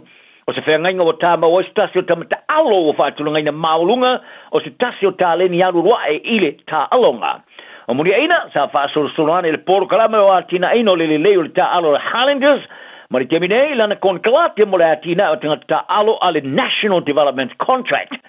O le malienga o le avai o ia, o tolei whaatasi male au tele le Highlanders mo le loa whemare no furuono, ai le stepu du tonu si o mianga o le tamarasanga o super kapi i le ruafe mare lo fitu o le tamatalvo su roto sanga sa mata ina tele na te alo mo lo kapi lalo lo su tu sanga le Highlanders i le tamarasanga i taubo o muria ina o le tau songa o te ma o ma lili muria ina le se lauta alonga sai o fuina le toninga le All Blacks ai o lona te ma ia faulua maisi uso lona te ma ale sana sa tau faita alo uma mo le aua Southland tala nao ne aso ma tala ane mot na whanawiti ma tau sia le ma le lofa wha mole mole muri era so that's news in Radio Samoa Taslima Ivatolu Are you and your whānau fully immunised against measles? Measles is serious. It spreads fast and can cause severe illness. Your best protection is 2 doses of the measles vaccine. So, now's the time to check if you and your whānau have received both doses. If you haven't, it's not too late to catch up. Book your immunisation today. It's free for most people. Find out more at info.health.nz/measles. A wā ua whānau mai mō I tātou le tama. Ua whoa ina mai mō I tātou le atari. Eiro na ua le maro. E ingoa fo'i o ia o le sirisiri ese. O le whaipule. O le atua malosi. O le tamā o le whaavavau. O le alii o le file mo. Samoa ua lata mai le aso sui fua le mesia ia tātou oli ma fia iai. O le tauvanga already Samoa mo le neitau sanga o le whasoa le nganga modi o le Krisimasi. Whasoa mai I au lava o pule a nganga o le Krisimasi pe usu sau pese pe whaifo I sau solo pule lava oe. Pue mai sau video malafo mai I le radiosamoa.co.nz/Krisimasi. E ma whaifo I on e vili mai I teimi whaatuna ngai no porkalame te tasi. E maua I loa wanoa e te anga waa ai le sei. Whasoa le nganga modi o le Krisimasi ia tātou whaatawa ina le Krisimasi lona winga moni. O le mea lofa fitu whai, o le nganga moni leo na Kirisimasi. Pei ona whina ngalo lo whai le atua e fua mai lona tali e to tasi mole lalo lange. Ina ia au mai ele whaora tanga mo I tātou uma. Talia lau video mai le asus fulu lima te sema, whangate le asus se fulu maleipo te sema. O le awhata unu ure se I le asus se fulu maleipo te sema le porkalame o le maanu o le tae ao. Ona nei tau vanga o langolorina ele o dentures. Telefoni lua fitu lua nua tolu. Tātou whasoa le nganga moni le Kirisimasi. Ia manuia le Kirisimasi mai le pulenga ma la whaingaruenga a le Radio Samoa.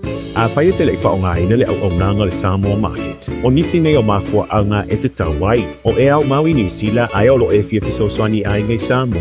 E mawhai o le tutongi lau whaataunga I lunga o le penga te whailangi a le Samoa Market. Ai piki I Samoa. Whawhainga o fia sa onga o so se whaalavelave. Tutongi le pili o moli, pili o le vai, mea whauwhale po o se tau mafutanga mo lau vainga. Tō mai lau whaatuatuanga I le Samoa Market. Mo so se wha moe mo ai ngai Samoa. www.samoamarket.com. Le Seabreeze Resort Samoa. O se fululua tausanga soo o filfilia me fale talima lota I mua. O se whapitoa winga eselene mo le alfa alongolongo le Radio Samoa. E luas fulu pasene pa upe a whaia te nofo mo Australima ma o vatu. Luas fulu pasene. Susu mai te mole mawina le matanga o fia ma le aulelei o le Seabreeze Resort Samoa. I le afio anga o aufanga. E iaia inga whapitoa. Whafso tai mai le fitu wha valuono whatolu. Fitu wha valuono whatolu. Pētanga iane I le upena te whailangi SeabreezeResortSamoa.com. Talo falava o a lapi marina, mau belo li tio. I le Radio Samoa tasi lima iwa tolu amo.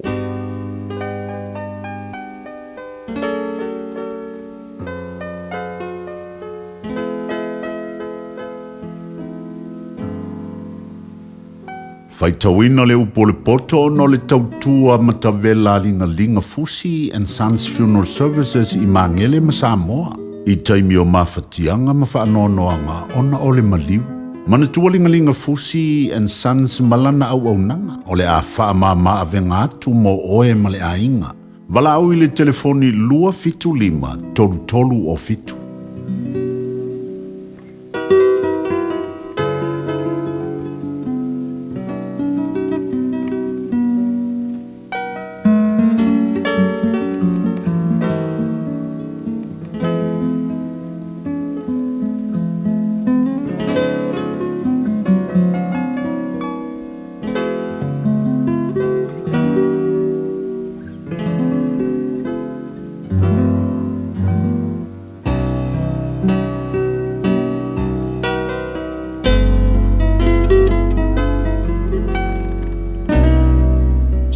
luma le valu le mata upo le tusi o fata oto, faita wina le upo le poto, o le nei tai au fo.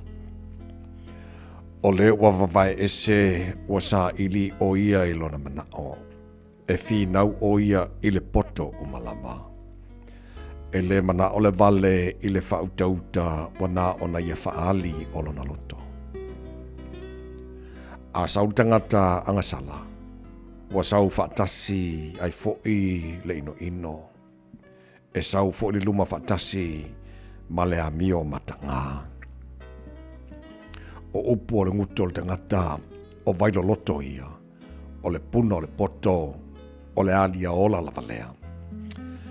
E le iona au ma le tangata angasala, ina ia whaia ina I le whaamsinonga le o amio tonu. E o atu lau nguto le vale I le misa, wa vala au fo I lona ngutu I tā. O le ngutu le vale e whano ai o ia, o na lau ngutu fo I, o le mai leilea o lona ola. O upu le whatua o pua e tusaia ma mea suomali e, wa o ifo I te tonu lava, o le manawa. O le ua pai e fo I lana ngaruenga, la te uso ma le na te wha mau mau mea. O le swafa, o Iova, o le olo manosi lea, e so la tu iai lea mio tonu, o na sawa I lea o ia. O le olo maua, o lona olo manosi lea, e pei o le pā maualunga fo'i I lona lava manatu. E mua na wha maualunga o le loto o le tangata, I le malaia.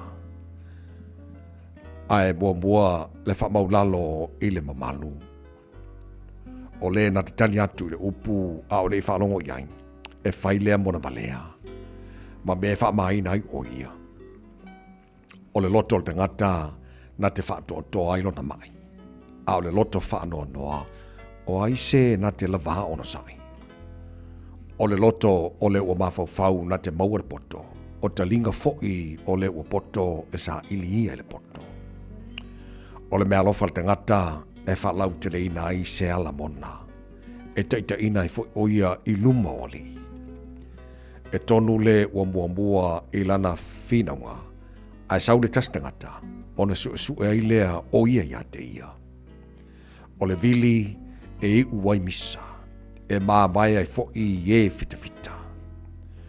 O tangata wanga le angaina e lona uso, e sili o ia ona whaingatai le olo. O misa fo'i o uso e tusa ia, ma wha mau wha alava o le olo. O le fua, o le ngutu o le tangata e maa ona I lona manava. E maa ona o ia I mea tupu mai I ona lo ngutu. O le oti, ma le ola, olo I le pule le laulau whaiva ia. O e mana na o ia I lātou te ai lona fua. O le ua maua le awa, ua maua e ia le mele lei. Ua maua fo e ia le alofa mai a Iova. E tautala mai male ai o I le ua mativa, a o le maua e tali atu o ia male whaasiasia. O te ngata ua whaiana wō e iu ina tinga aina ai o ia, a o iel tangata alofa e sili, ona pipi I mai, I lo le uso. Ua awina atu le upu o le poto I le nei aso o no le langolango mai a linga Fusi and Sons Funeral Services. Ua mawhai o na tu whātasia o au nanga tāla whea ngai I ni tautau ngō fia tele. E fsosoni atu ai, a o whea ngai oe ma le popole ma le whememea. E mori whātasia atu ai ma wha mai senga, ma wha mawhana whananga mai a linga Fusi and Sons mo a inga uma o Samoa ua whea le maliu ma le oti. Malau mai loa ia lingalinga Philip Fusi lingalinga, to ia whaapō lingalinga, to ngia si ulavea, pesusu mai I le luas fulvalu Canning Crescent I Mangele.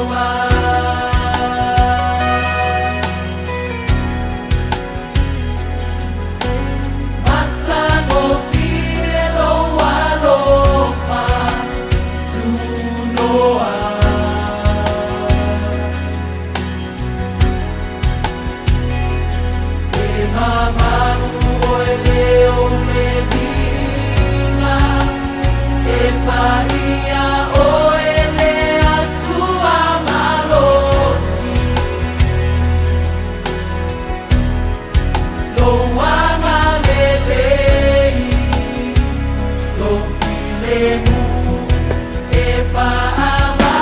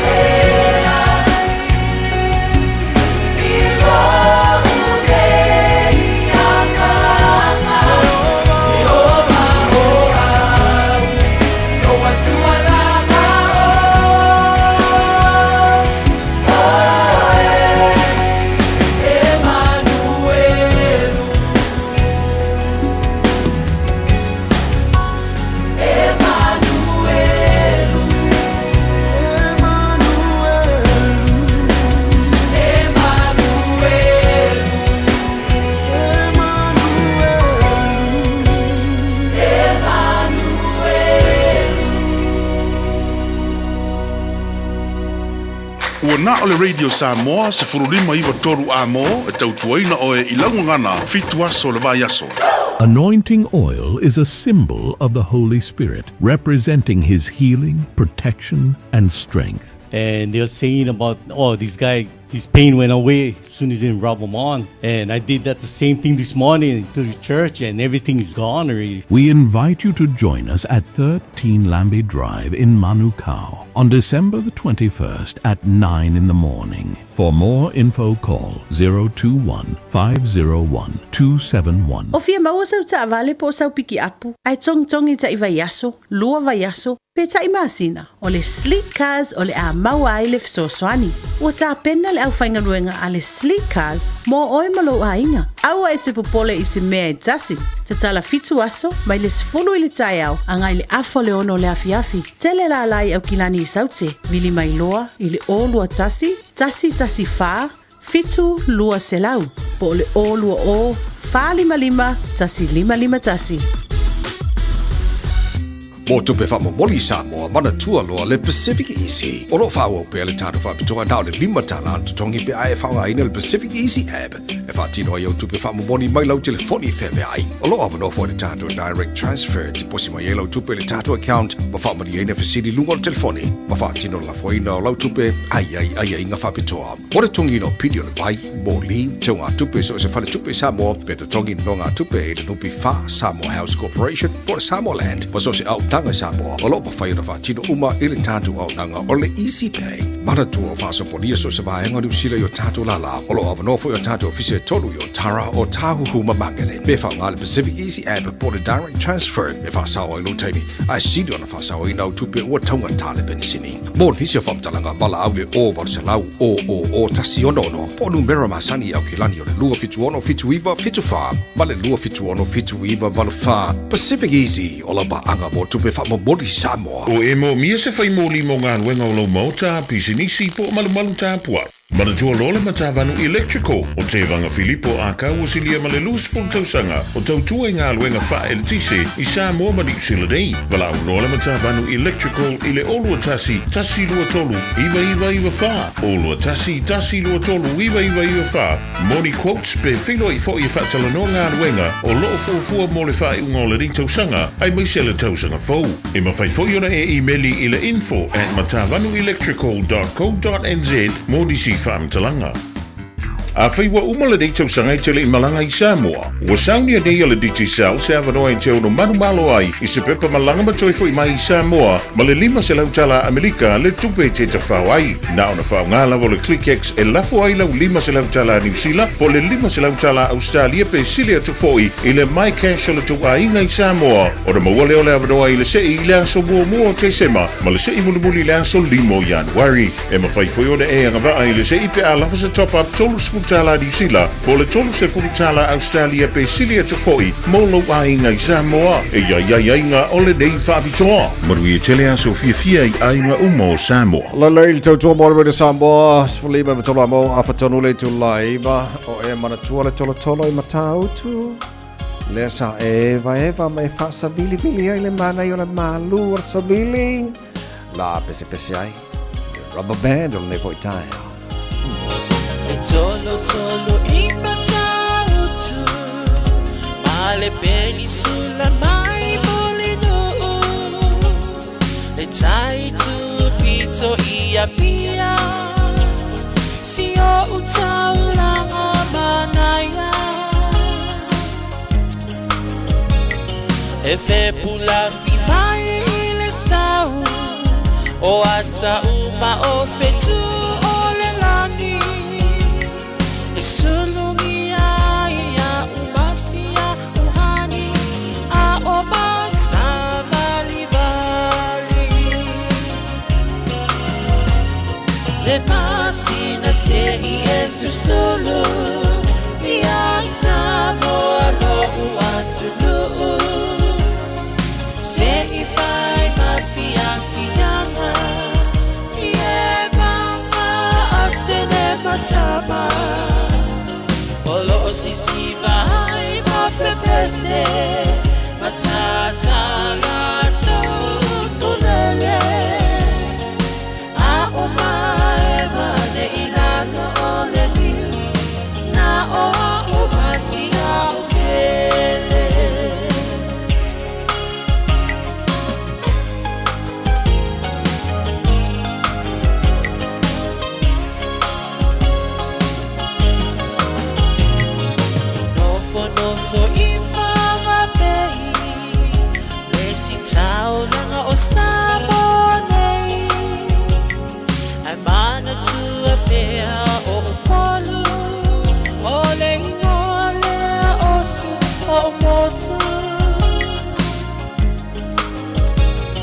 Ele mawhai nanga o na ngalo Le tape tape mali o mai singano Olo o nofo nofo ai tine matama yung alona awala lao papa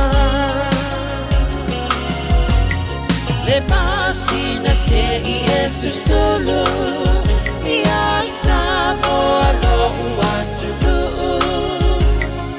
Se I vai mafia fianga Ie banga atene matama Olo sisi vai mapepese Matata la tolele A umae mane ilano ole dio Na o umasi a ubele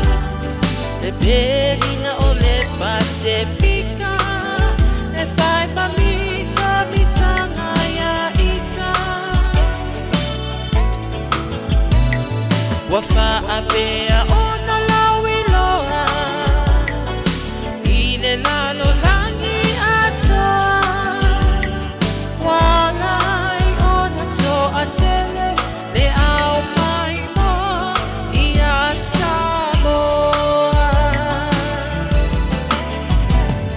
Le masina se I esu sulu Ia Samoa lo uatulu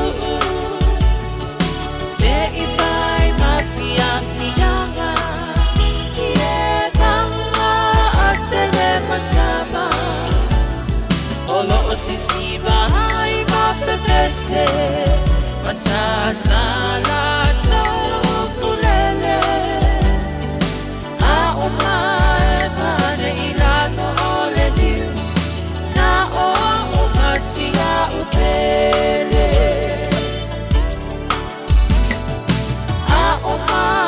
Mane ilano ole niu Na o umasi a ugele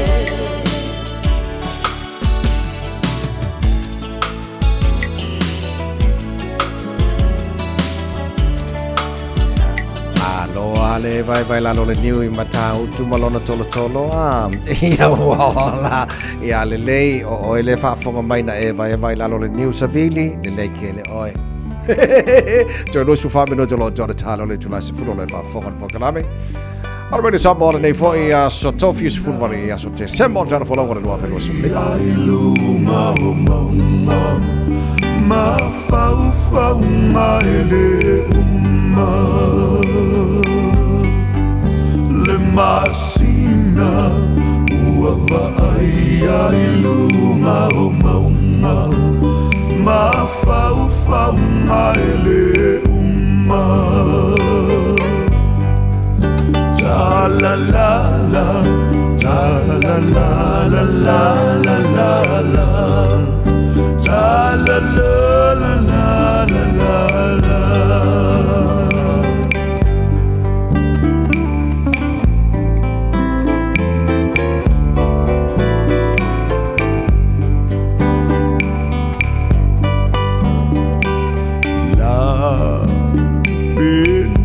na ule aurolea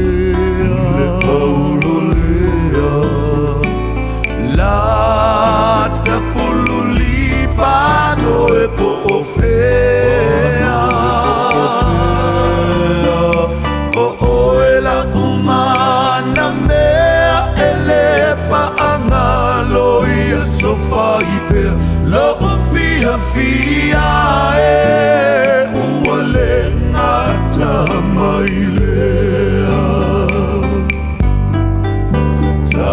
la la, ta la la la la la la la, ta la la la la la la.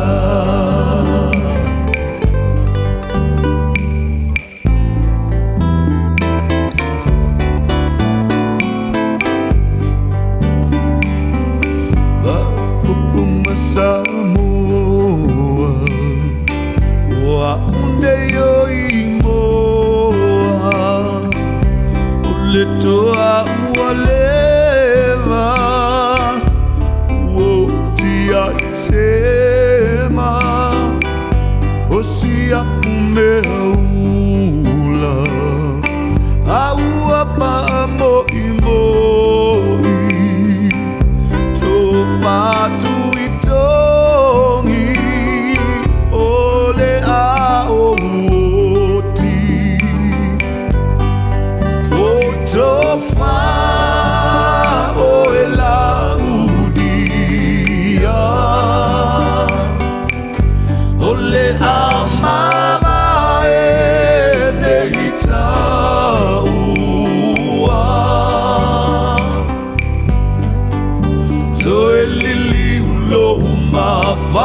Fau, sa iliseta sieta uanga fau, tauanga fau.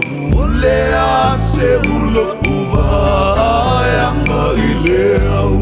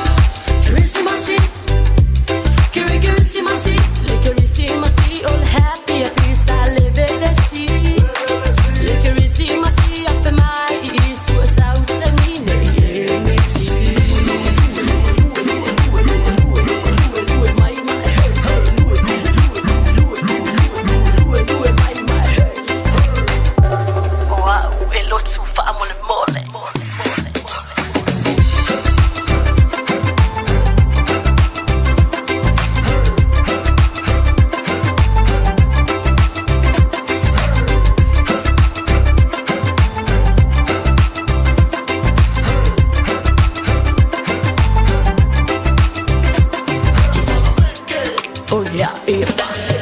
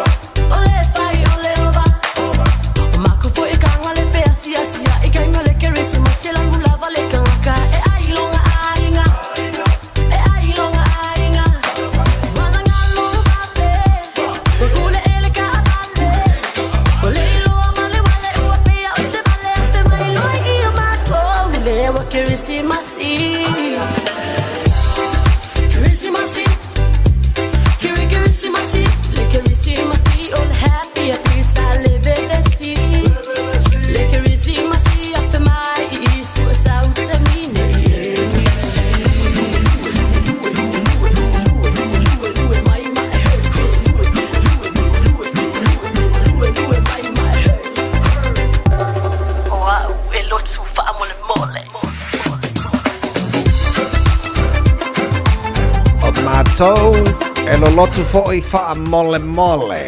Ia la ngā e le wha pē lo lotu o tau. Ai le o fo'i mātou le lotu e lo lotu fo'i mātou. Tō whakameke o mākou wa kirisimasi. Ia la ngā o le antaru o siasi le lotoa. Ma le tautua le Tire World na Auto Limited. O kire lo sunga a Victor po o kirisimasi fo'i la tau. Victor, ea, o kirisimasi o kou uso pēa. Yeah, o kirisimasi fo'i mākou. O ka hoi longo sisi masi ya koe kome vai aso mai vaso fou ia esa wa ya malo se fua moa ya langi maa fua lau sunga tawai neta yao ya malo tau tua malo fua sai patarua fua sa moa ya tau tau fua inga mota malao neta yao ya fua singa pisi la wala tawai malo lau fai vai ate oto malo wa tai uso malo fua no sai esa wa mai fua kisi masi ma tau lei fa manatu la tino wal kai miange o kong fai food service o ta vale fai the warrant of fitness ke wo mar kisi masi le fai ya ya sa le la tawai a koe ponge ka ko vai aso singa pisi ma tau wa a pe ke wa ko fai ro a li pea o food service ya ki vai mo venga mo ta vale a ke mi le la vange ke vidi mai pu pela no a langa fa so la ta to dungo ka ko booking ke wa sa mo le wo puri pu ya ma to ya ko le yo ka se fai le graphic work pela ko because of fo ya a pe ngai ko su mai bara au mo mai le ma to fai si nga sa fo le ma to fa pa ko la no ta va fa le ya ma to ya ole ma to po pe sini ole tato pe sini va tasi do ta la fa fitu pa ko tiso ta la fitu vali mana ko su lo se ne te se nei ya pe tu sa il ma to pam ko nga nyola per ka text ya point sai to ni tato fa lo mal pa usu lo se ne pe tu sa il ma to pam con kesi ko su vali ta la i va se ne te vi fi le con kesi a fa pe ko le anga to ele a fo i fenga so po ki so con kesi fo o man se vi fi ya ma to ia o le tatou falisilia sumai kasi le matolu stamatio falera usa a fuafuafa iga malanga le mamao tuaiga poni tafaoga foʻi ia siaki koe siaki lo taavale po le atoatoa a faapete lo mautinio ia au mai tonu tatanona isu samoa lau koe tomai ia me foatauisilia tunaua pena siakina lausa i le matou falisilia e po le ua felua sutala tuku ma le manoa i le tatou falisilia tetesu mai foʻi fai mātou food service, transmission service, lifi mātou taavale, o nau tata iu lawa lifi temin nei, poli lift, poli pūpās, kakasnokos, roof reos, whapete fia apalai lunga mātou finance, nung inga lua suta alai kako pēmini a mata, lunga mātou finance, ia mata fore kako scanner mōri oso no mga ko tespo, e kasi fore wof, mata fore leo le e maruru lo taavale, so la tata tolo vai tau pai bella lava tonga kia klo e ala maruru e fen pesia ki ya matou foi mata va fa tau ta va de fo ta va de tuai ta va tuai mata mal di mata ta la ngai le ato to ka ko mini van ka ko smoker ta va tenga le nga mau lava ina mata fa ta vale mo foi mata va de fo ta va de hybrid SUV piki apu for Ranger Hilux Nissan uma le uma fa pa fo pa Maxxas umana lisi fa maudunga snoko masa pi balpu pas apa pengi situranga na te sui ya peke ma ko ade dunga ta ba fa ta pela manga fa tino i maswa company te we mātou ia whāwari whātau i whatauina. Awa peksia palai lo le tene information lo pensema praise sa to lo mato pata vale mo to lo cashback e termo oi vidi mai mato no me oi varu ki fa to lo o ole tato para pau ele mato to asusi kasi ki suru pecho o sa po po tuai ke mi lavangi ava peke o sia malanga ta au to sa so neve asu ko le pa ore ta vale a ko sia ki kongo po le ko ia pa ta vale ava pe fare tonu o po tene ko masu yai ia su mai i le mato para pau ta ki suru a pecho o sa su pa faru ta vale suri le me langa ia mato a fa tin lo vetendi lavana ava pe foi sia sa so ngo se ki me polo vamos ko se ki na so se lang lo so se sai sia mato sai su lima nga ilunga sai su lua pe mena masa so lua su sala lunga mato finance ia fa sai ta vai no mato no te menio pe wa tonesa so me menio sai la Victor for time le potil nei tai au money for 5 hour le foi sotofi e o morol peselea on tatu fatu fale mon nei foi tai au fo mana to monu mai ore nei tai au au nga se sa fa pena on nga se ina foi le manu le tai au e o le vanga manu ka po ngai de velane e calo fai o le pesile mo oi ma le tima Tate moe ala e iloi mata o ai na whaia ia mea ua upuna e siri whare ma whau whama e a o taona Samo ai o matunu pene tatu wha amano lo si pe aire o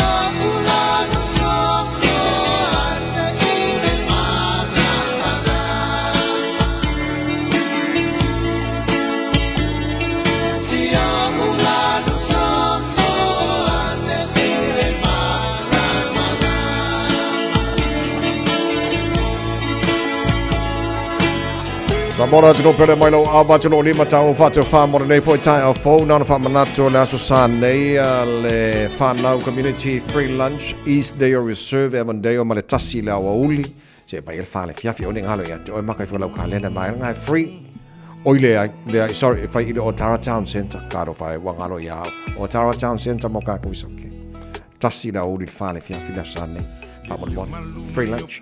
Moria la vorrei aso. Ora ne vai meni so for mai moria. Tata mai maua le kitara. Tino amaniti. Sama leu malu peni angelu elongo yo utino. Umfana mai lo tatu fa aola oye su keriso. Oise a ose hisi, se isa o fai mai. Oilenga o ita,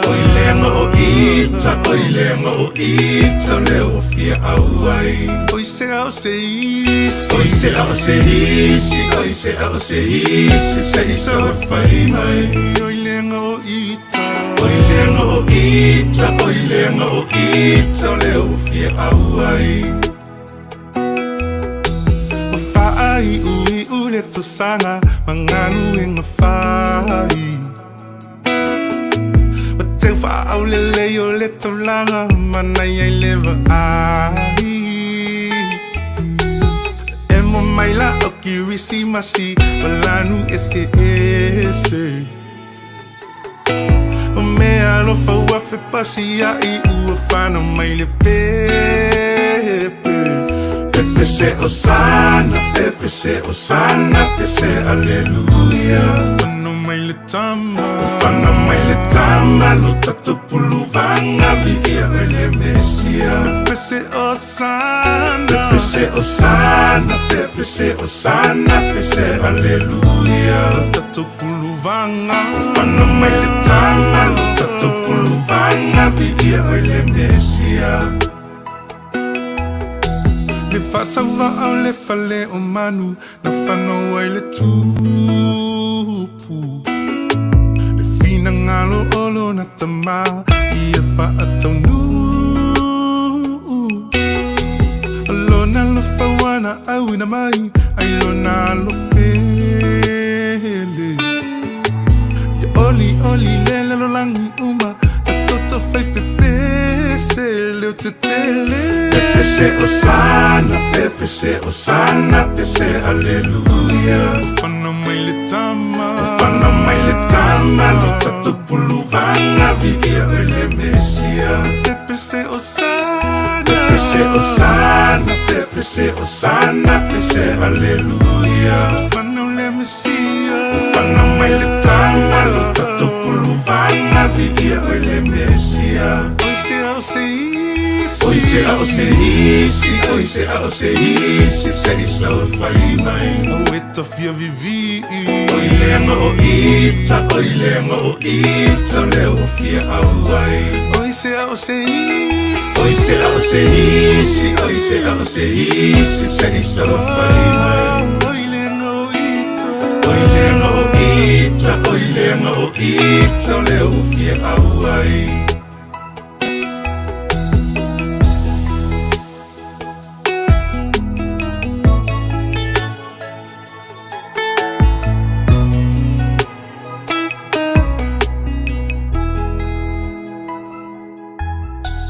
Talofa o to finga le tau tala ma eselo fia whanonga le breakfast le Radio Samoa o te maa o nai.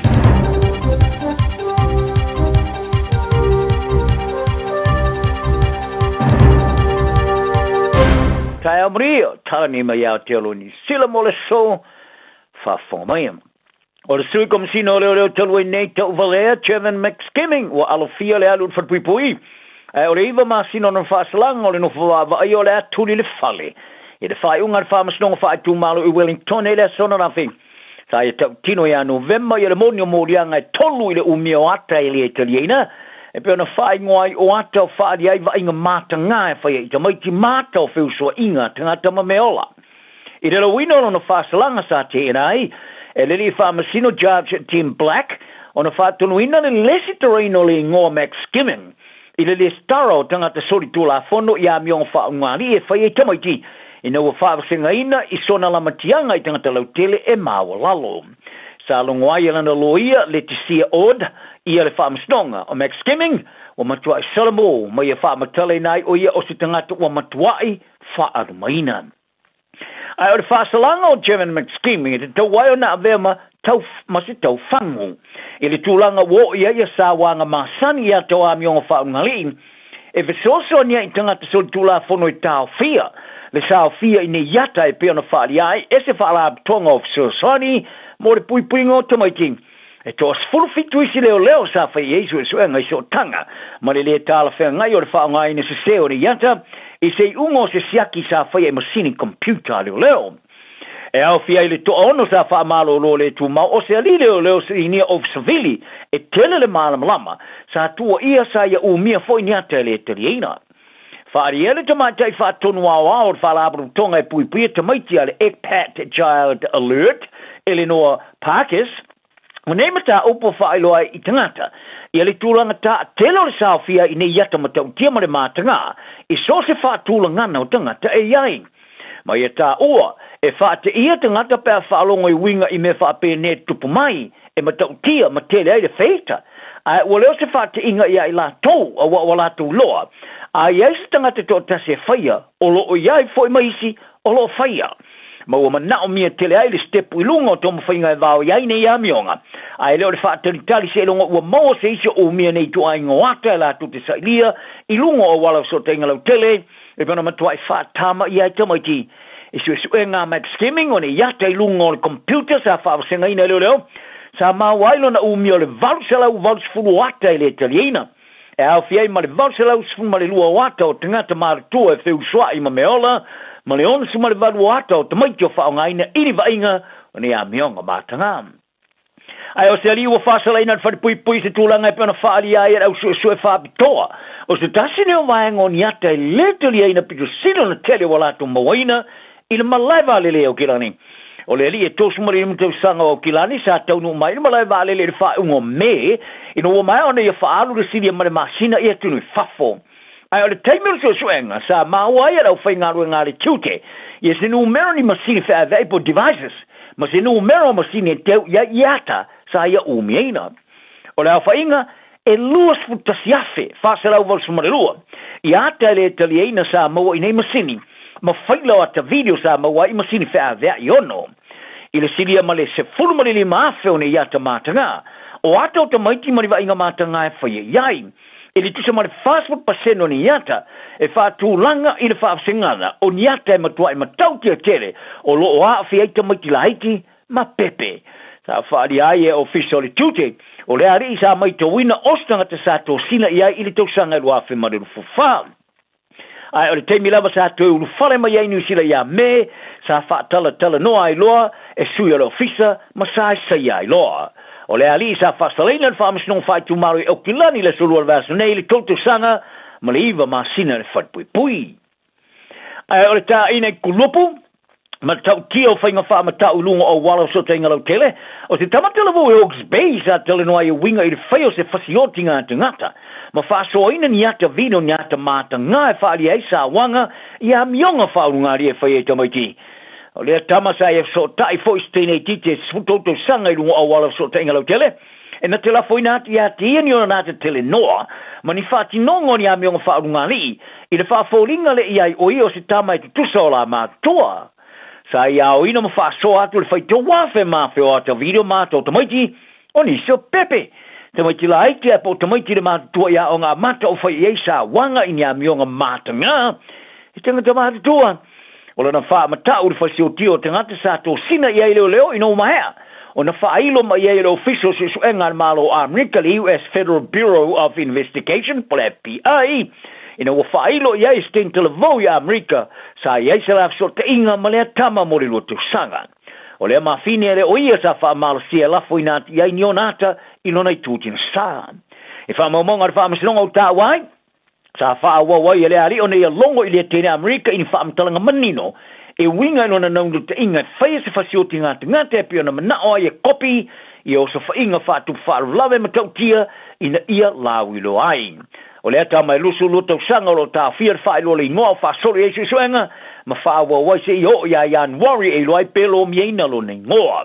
sa ilia leo na fale ma wai a penga ma mai se luor se pelu ma ne pelu tau fa ia pani pol peonet sa fa lo ai lo ia leo Megan Mitchell o le ari sa patino lan tau la ios fa ia li tu paoli musalemi sa tele atu sa ilinga fa tapito e fa ia onga I fusu anga ma fa o lima sa ia li tu sanga mo vai na ilo se isi lava te momoa a fa pena sa si tio te mai te fa ulu ia onga ili tu sanga tolu ai I foi no mera le matanga ruanga wa onga fa ilo ai o no mera te mai te fa amaro ro le tu mau por stand downs sa la tu fa o lima isi te mai te po la tu fa ia onga sa au sile iva fe feature au lima malu ma le afe se lau lima su tasi le tau sanga rua afe ma le rufo fa o nei foi numere lua e fai lava si maolunga atu na ilo le lua afe ma le rufo tolu e sa tupo mai I le tau sanga o si tia le numero te mai tia onga I le valu se lau lima se fua afe iwa se lau iwa se fuiva I lo ngā le tono le lua afe ma le rufo fa se foi numero maolunga fito a pasia le numero te mai tia fauluina ia onga I le tau sanga nei o le numero te mai te fa malo le tu mau mo le ulo te pa o le no pai pasu po vapes e po le ava malosi sa palasi lalo te svai tolu mai le fa fe se lau I fulu ai le wafe mare fu tolu I le tolu wafe tolu se lau on fulu le teu sanga o tonai o le fa tulu ngana o te mai te pa malo lo mo stemi umi ma le fa te ese ma onga sa tulu pui lalo le teu sanga o mo vai ma sa ma o lalo atu na I lo le fa tulu ngana sa ia I mo le telo teu sanga e luas fu fa mo atu Ia taro talonga o tal sanga e sui mo moro black ya pad lambi se toi man tu natole la kapini sila. I le tula fona me fai ta alo moro o blacks. I lona falia o swing o le so so ni tu ina tu ai le tele tu vai nga tu pe ile la kapi I kalapu malati na ino tangata alo. O lem e tasi le talonga fai tu sa ta alo moro o blacks ai le ili liu mata alo mo sa mo me kapteni na ile man sa mo. Mulululiane ave mawhaya onga. Mani te mine, ua umitere o se teimi o vea mawhaya onga, ia por whatonu ar kalapu ka lakapia le Bristol Bears i ngelani. Sa ia whaelo aini o nā tungalunga, e tu sai mali tūlanga o iele au wala o le hatina ino le lakapini sila. E sana whaatele tanoanga de basonei, a ele o mana e utia ini whaafitau li au no le male o foina oni fo, e ia I stelelei.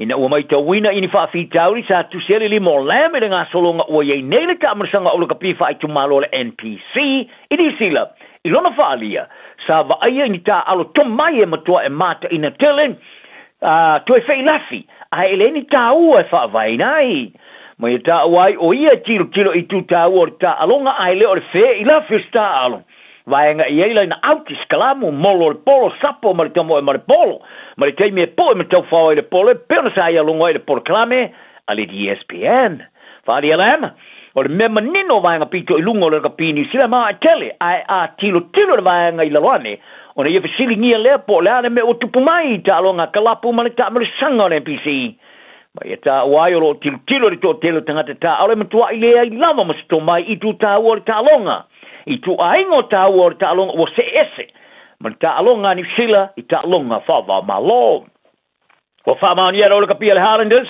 I lo ato se nios tamata alo talvoile of numero se fulu e tele le rumana I le kapia Mike Muliaina mo le whea ngai ngai tō sanga am teina le roa whemare rufo fitu o se whea ngai ngā o tāma o stasio tamata alo o whātulunga ina maulunga o se tasio tā leni alu roa e ile ta alonga o muri aina sa fa solucionane le poro kalame o atina ino le leo le ta alo le Highlanders mari te mine lana kon kalate mo le atina o tanga ta alo ale National Development Contract o le malienga o le avae o ia o tolei fa tasi mal au tele le Highlanders mo le loa femare no furuono ai le stepu du tono o si o mianga o le tamara sanga o super kapi i le loa femare no fufitu o le tamata lvo su roto sanga sa mata ina tele nanta alo mo le kapi lalo lo su tu sanga le Highlanders i le tamara sanga I taubo o muri ina o le tau songa o lonta ma o ma lili muri ina le se lauta alonga sai o fuina le toninga le All Blacks ai o lonta ma ya faulua mai si uso lonta ma al sana sa tau faita alo uma mo le aua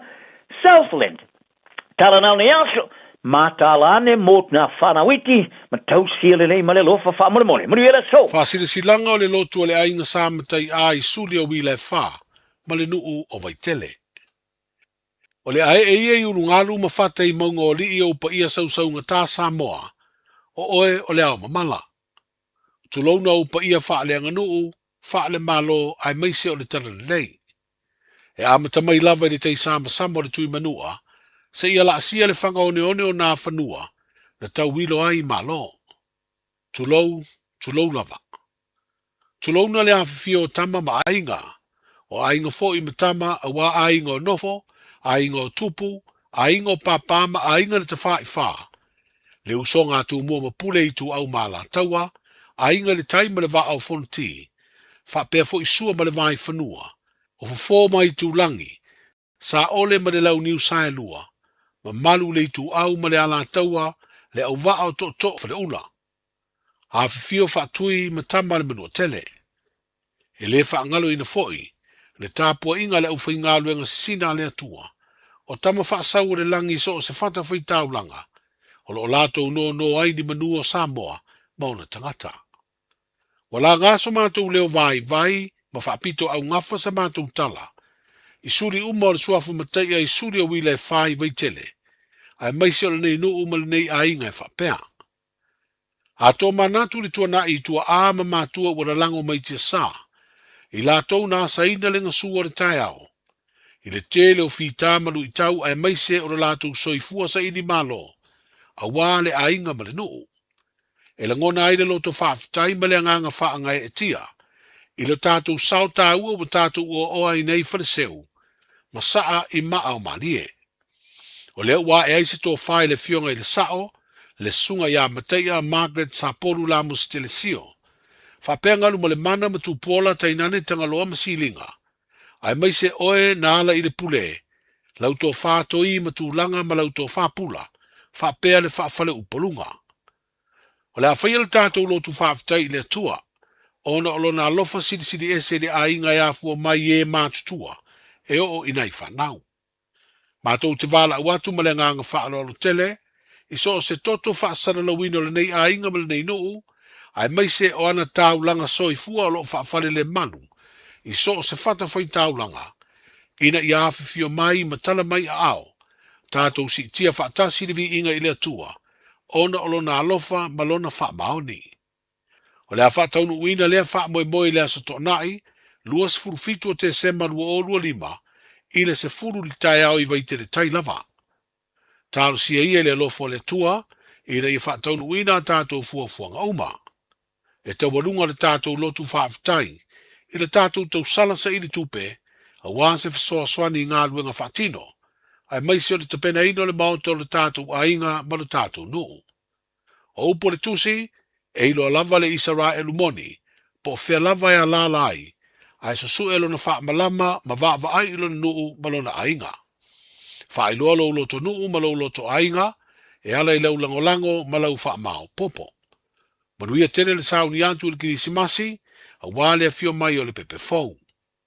Whaia nei whaasi le silanga I le ava ma le wha alo tele, whaafitai, Mateia Margaret Saporu la Mustele, ma le komiti whaafoe, ali I mawhaipule o le nuu o vai tele.